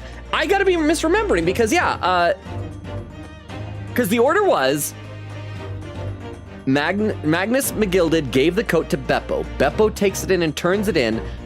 Magnus comes back the next day, I guess, before the trial or whatever, or has someone go pick it up and deposit it into a bush where then Gina Lestrade found it. So at what point would Thrice-Fired Mason's blood have gotten onto the ticket if the ticket hadn't even been issued yet when he died? I'm very confused. I'm going to read some more in the chat because I don't understand any of this. Let's see. Oh, I gotta scroll up. Queen Katie says, I was gonna track the tea times, but you know what, Logan, I could do that tomorrow. We only had 2 VODs, so this isn't very, this far, so far anyway, so it'll be easy. Okay, cool. I was worried that it might be too much tea. Maybe I should just talk to him a whole bunch of times, get him to drink a whole bunch of tea just to throw you off. Queen Katie said, like, I was gonna do it, but then I was like, meh, but now Logan has reignited that thought, huh? Are you sure it wasn't something Thrice-Fired Mason put in Windybanks? Well, no, well, here, let's take a look again. In the court record, this item is for one gentleman's overcoat on the 15th of February at 10:30 p.m. So that is Thrice-Fired Mason's coat. The other item was the one that's 2 days before, which is the small box. That one, who knows, might have been Thrice-Fired Mason. I think it was probably Magnus McGilded also. I don't know. Who knows? On February 15th, at 10:30 p.m., Thrice-Fired Mason was dead. He was already croaked.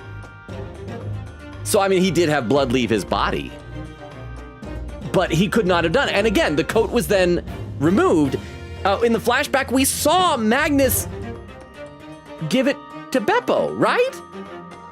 And told him to go and pawn the coat. Am I misremembering this? Anyway, like I said, I'm gonna read, but thank you very much for the 10 bits. I'm probably completely wrong. I'll need to go back and revisit this VOD to figure out where my wires got crossed.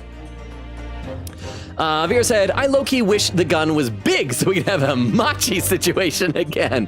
Quiggy with a timestamp, 2 hours, 27 minutes. Vera says, laughing, hashtag, I hate this guy. Wait, which guy? Which little guy do you hate? Vero! Crystal says, I miss Sherlock. Vera says, someone headcanon Winnipeg blood type. What makes you think is blue? A or B minus? Queen says, I feel like the green one is O type, maybe. Vera says, I see the vision. Huh? You.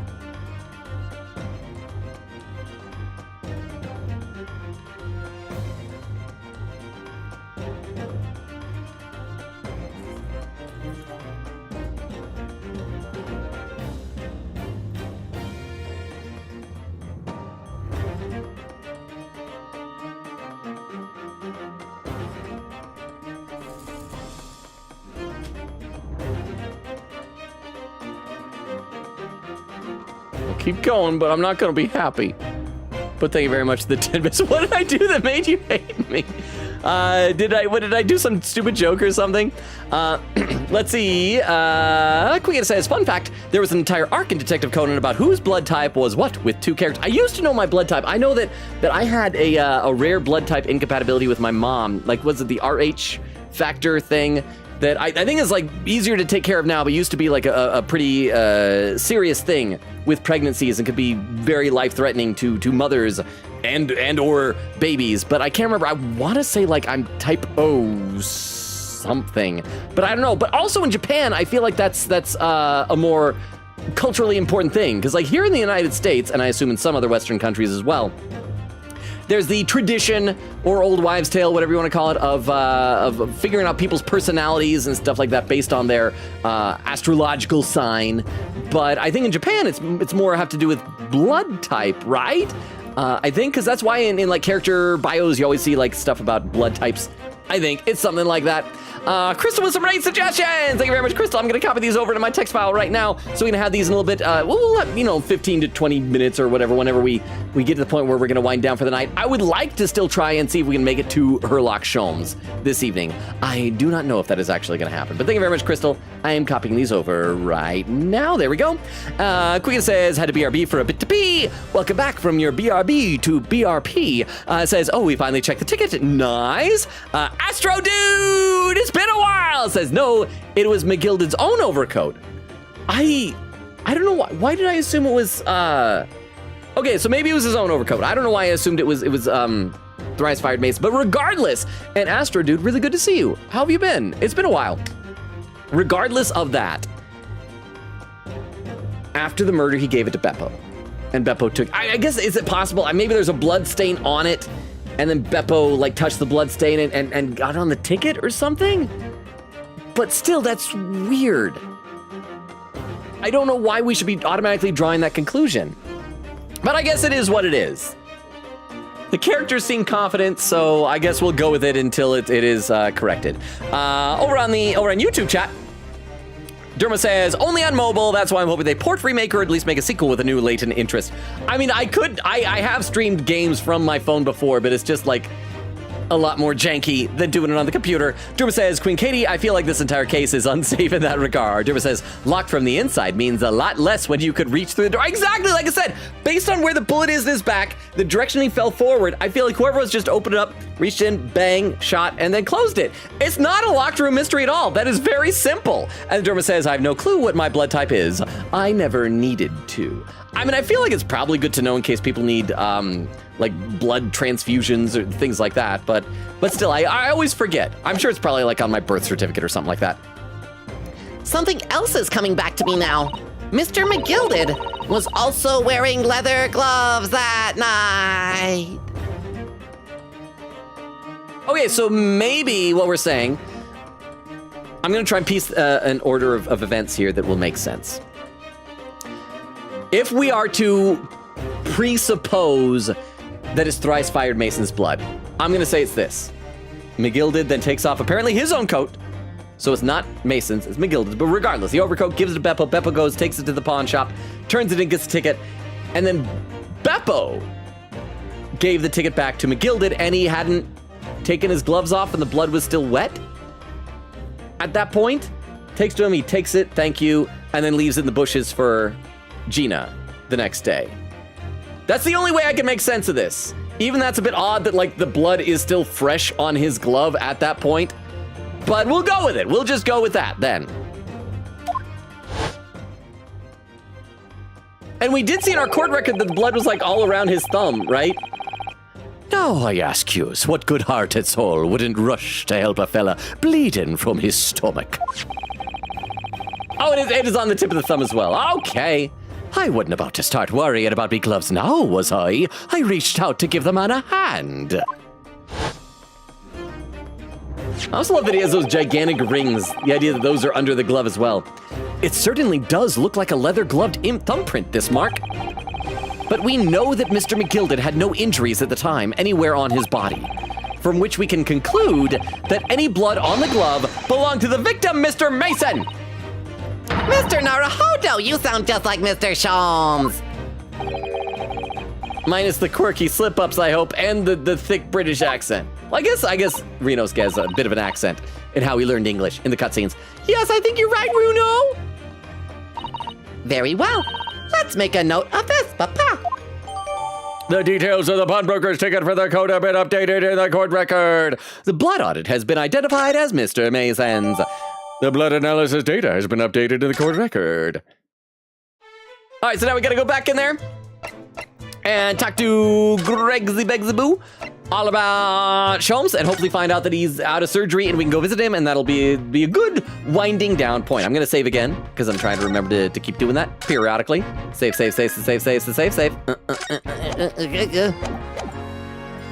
Converse about Sholmes. Gregsy, do you know anything about Hurley? Is the operation finished? Is Hurley all right? Is he? I don't want to be an orphan. I mean, I'm already an orphan, but I don't know I'm an orphan because my dad's dead, but he's like my dad. The thing is, he died. He died. Dead. So dead. Don't mince your words, Inspector, please. You don't mean to say that Mr. Sholmes is ... No, the operation's done and dusted! It's just that, well, I was hoping he would die. I don't know if you picked up on this, but I don't like him. Out with it! Yes, ma'am! I use something called a general anesthetic. It's the latest thing, renders the whole body insensitive. Oh, so he's unconscious still. The whole body? Anesthetized? Anesthetized? However you say that? I have troubles with that word. Is that even possible? It means the operation can be completed while the patient is fast asleep. Goodness, in the Empire of Japan, we can just manage to provide laughing gas for a tooth extraction. Well, the trouble is, the latest thing isn't always the greatest thing, if you follow my meaning. They couldn't get the medication to work at first, so it took hours for him to nod off, so I hear. And now that the op's finished, they can't get him to wake up, apparently. Oh my! Come on. No one knows if it's the anesthetic still in his system or the bloke's just plain exhausted. But anyway, all they can do is stand back and watch until he comes around again. Is this gonna be to make it more dramatic so he'll like show up halfway through the trial, all awake and ready to testify in his hospital gown with his bum hanging out? Hurley! The moment he opens his eyes, your ladyship, I shall get word to you. What a surprise! Even in matters of life and death, Mr. Sholmes has to do things his way. Oh, is that it? Can we present, did we present all of our blood stuff to him? Let's try, or no, we should tell him that this is Mason's blood. Is that interesting? Gregson, opinion? Don't have an opinion? Okay, you don't have an opinion. Have some tea. Drink some tea, buddy.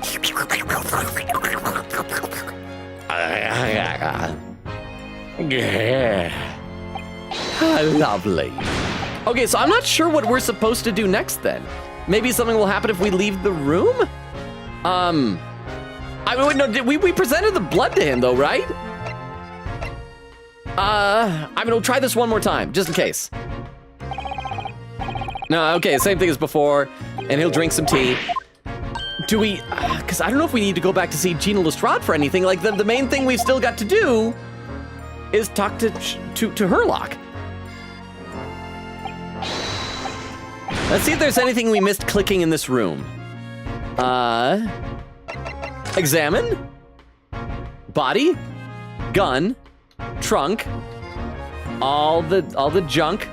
All the junk both in and out of the trunk. Okay. Let's move back to the main shop. Maybe we need to talk to Iris? No, we've talked about everything. Okay, do we need to present more stuff to her? Like, did we try presenting her manuscript to her earlier? Oh, my manuscript!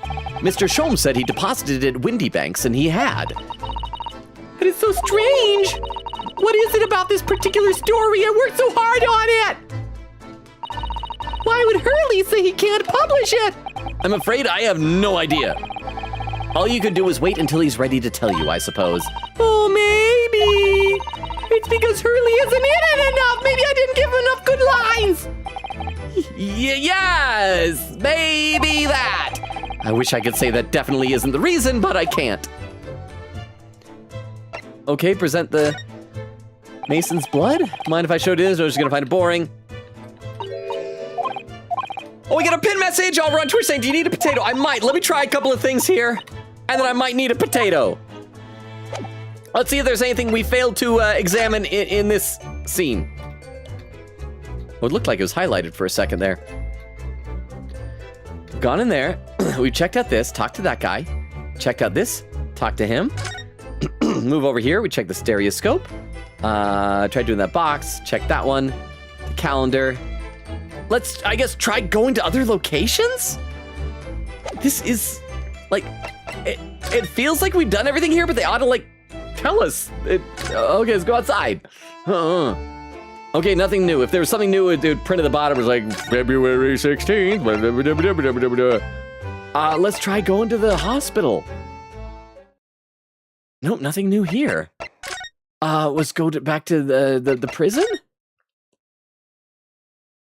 Okay, apparently we go to the prison. Even though we've already talked to Gina and gotten her representation papers, we had to come back here. 16th April, local prison, cell 13. Gina doesn't appear to be here. Unless it was just to tell me that. I believe she must be in questioning at the moment. Oh, but wait a minute. What is it, Iris? Well, if you examine the scene here carefully, there's another possibility, isn't there? Oh, she's hiding under the bed. Oh, Gina could have slipped the key from the jailer when he wasn't looking at escape! Oh my! Why would she do something like that? It would only make her situation worse. Calm down, Runo! I was only joking, of course! Oh. You had me worried there. I thought it was a great deduction. Yes, it must be your way with words, Iris. You're so wonderfully persuasive.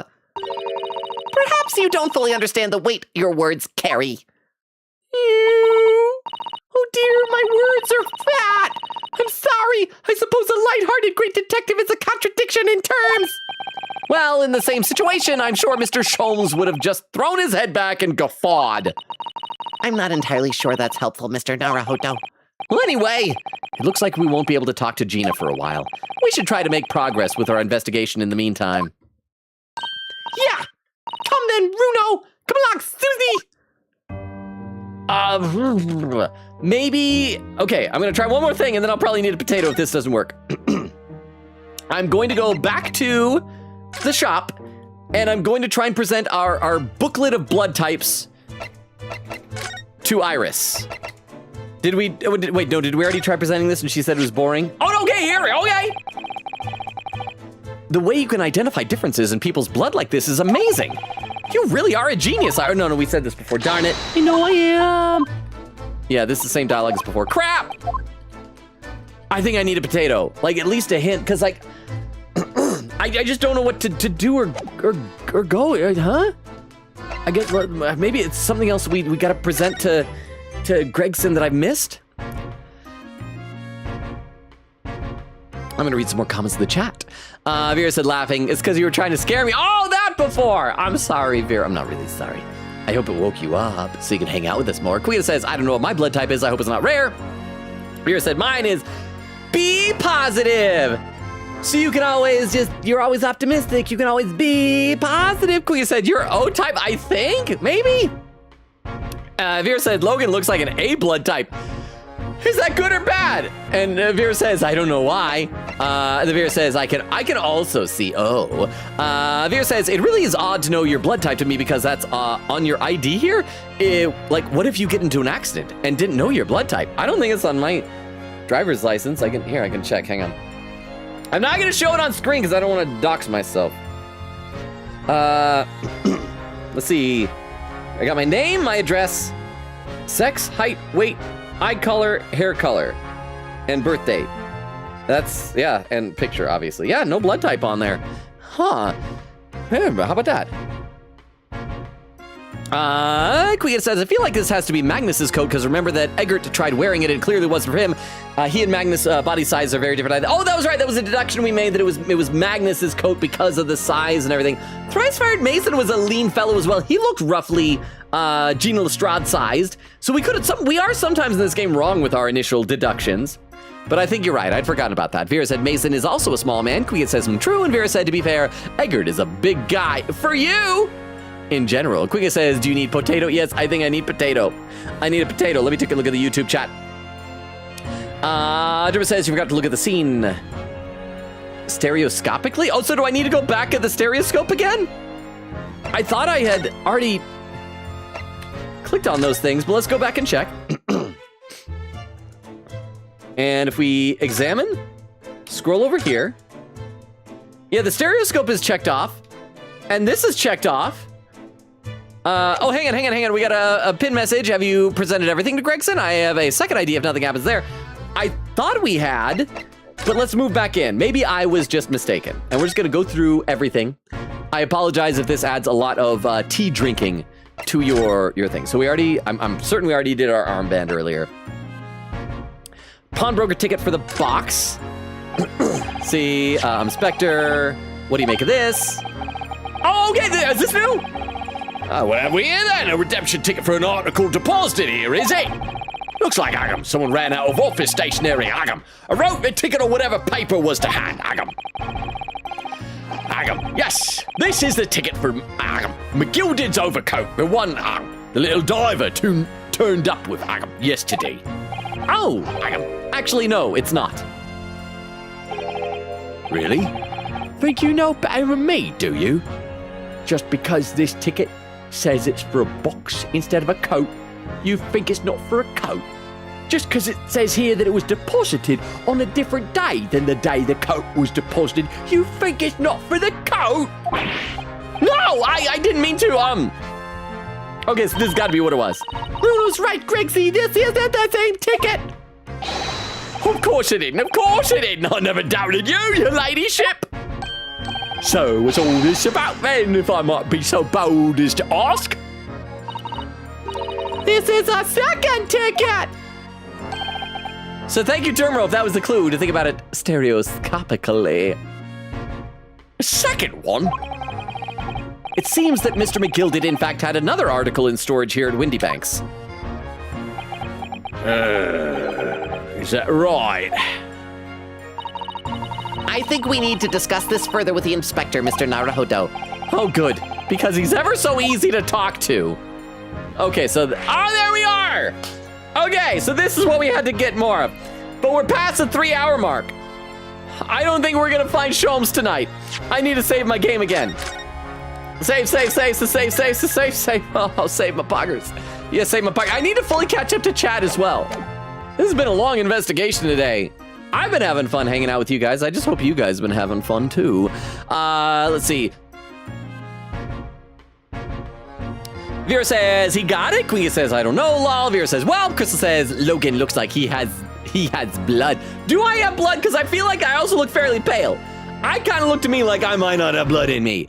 Queegan says, I have 2 potato ideas. I don't know if they'd work, though. Well, it looks like we finally got it. Vera said, let's see. Queegan says, have you presented everything to Gregson? I have a second idea if nothing happens there. This is what I hoped Logan needed, because I was scanning the guide, and I know Logan had got everything else. It was either this or something else in the room. I'm such a cool hero tonight. You are! You're the hero Gotham deserves, Queen Katie. Queegan said, first I helped Nora, and now Logan there. 3 hours, 6 minutes, and 1 second. I got to chat for the first time of the night, yeah. Over on YouTube, Derma says, it was a joke, Logan. Please don't reread the stereoscope explanation. Well, it ended up being about one of the stereoscopic pictures, so it feels like you could have claimed that was the hint you were doing. And I would have believed you. Said, the coat box thing reminds me of the clock smuggler bit from Monty Python. I don't know if I remember the clock smuggler bit. Clock smuggler. Was that from a flying circus episode? What was the clock smuggler bit?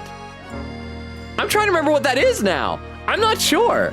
But anyway, we are past the 3-hour mark, everybody. So now is a really good time. I don't think I've done this yet tonight. I needed to remember to do this more often. I need to copy the link tree over to both chats, put this on both Twitch and YouTube. So if anyone's lurking, this is our link tree. It has all of our social media, including a Discord invite, YouTube, Twitter, Twitch, TikTok, all that stuff. So you can check it out, you can ignore it, you can do whatever you want to with it or without it to your heart's content. I'm not your dad, even though it's Father's Day, especially since it's Father's Day. So like, don't come expecting like child support from me or something like that. So so I can't tell you what to do with it, but it's there. It's there if you feel the need to do things with it or to it or just whatever. Anyway, also for those who are lurking, let me give you the rundown of the channel. We stream Tuesdays, Thursdays, Fridays, and Sundays. We're right now playing, this is our main game, the Great Ace Attorney Chronicles. We've been alternating with some shorter games, so on Tuesday we're gonna play Pragmata, and I think we might finish that night. So, crap, I should have talked about this earlier. I need to figure out another game that we can play instead. Now, later next week, Deltarune is coming out. I could theoretically play that day 1, but I think I need to give you guys in the community, those who want to play it, a chance to play it before I play it. So, I don't know. Maybe we'll just play some extra Great Ace Attorney. I don't know. We'll see how it goes. But we are going to see if we have enough to populate a raid, because we are past the 3-hour mark, and I have work very early tomorrow. I need to come in earlier than usual at work. So let's go ahead and see if we can populate a raid. There is that, and here is our raid message, so you can copy that over to your clipboard. Quia says, thank you for the very stereotypical Yap Session stream. Vera says, thank you for the very McGilded stream. That was so entertaining. I hope it was entertaining for you guys. You all entertain me to no end. Like, I love hanging out with all of you. So I hope I can do just even a fraction of that back to you guys. Vera said, good night, friends. Thank you all for being here. Thank you for spending your time with me. I hope that those who celebrated Father's Day had a good Father's Day today. Over on YouTube, Derma says, I'll post in the Discord. Yes, please do. Because, yeah, I don't know why. My mind just isn't automatically remembering what that sketch is. But, again, thank you for being here. Thank you for hanging out with me. Thank you for being an amazing community. Like, you're better than I deserve. I don't deserve you guys. And you guys probably have so much better to do with your time than hang out with me, so it means the world that you're with me. I love and appreciate each and every one of you. I don't know why I always do that up to my head, but I do. Probably because I have a huge forehead. It's the only place I can give a giant heart there. So thank you all for being here. Have a wonderful Monday. I'll post the schedule on Discord tomorrow. I don't know what we're going to do in the second half of the week. I'll figure that out later. That might just be a question mark on the schedule.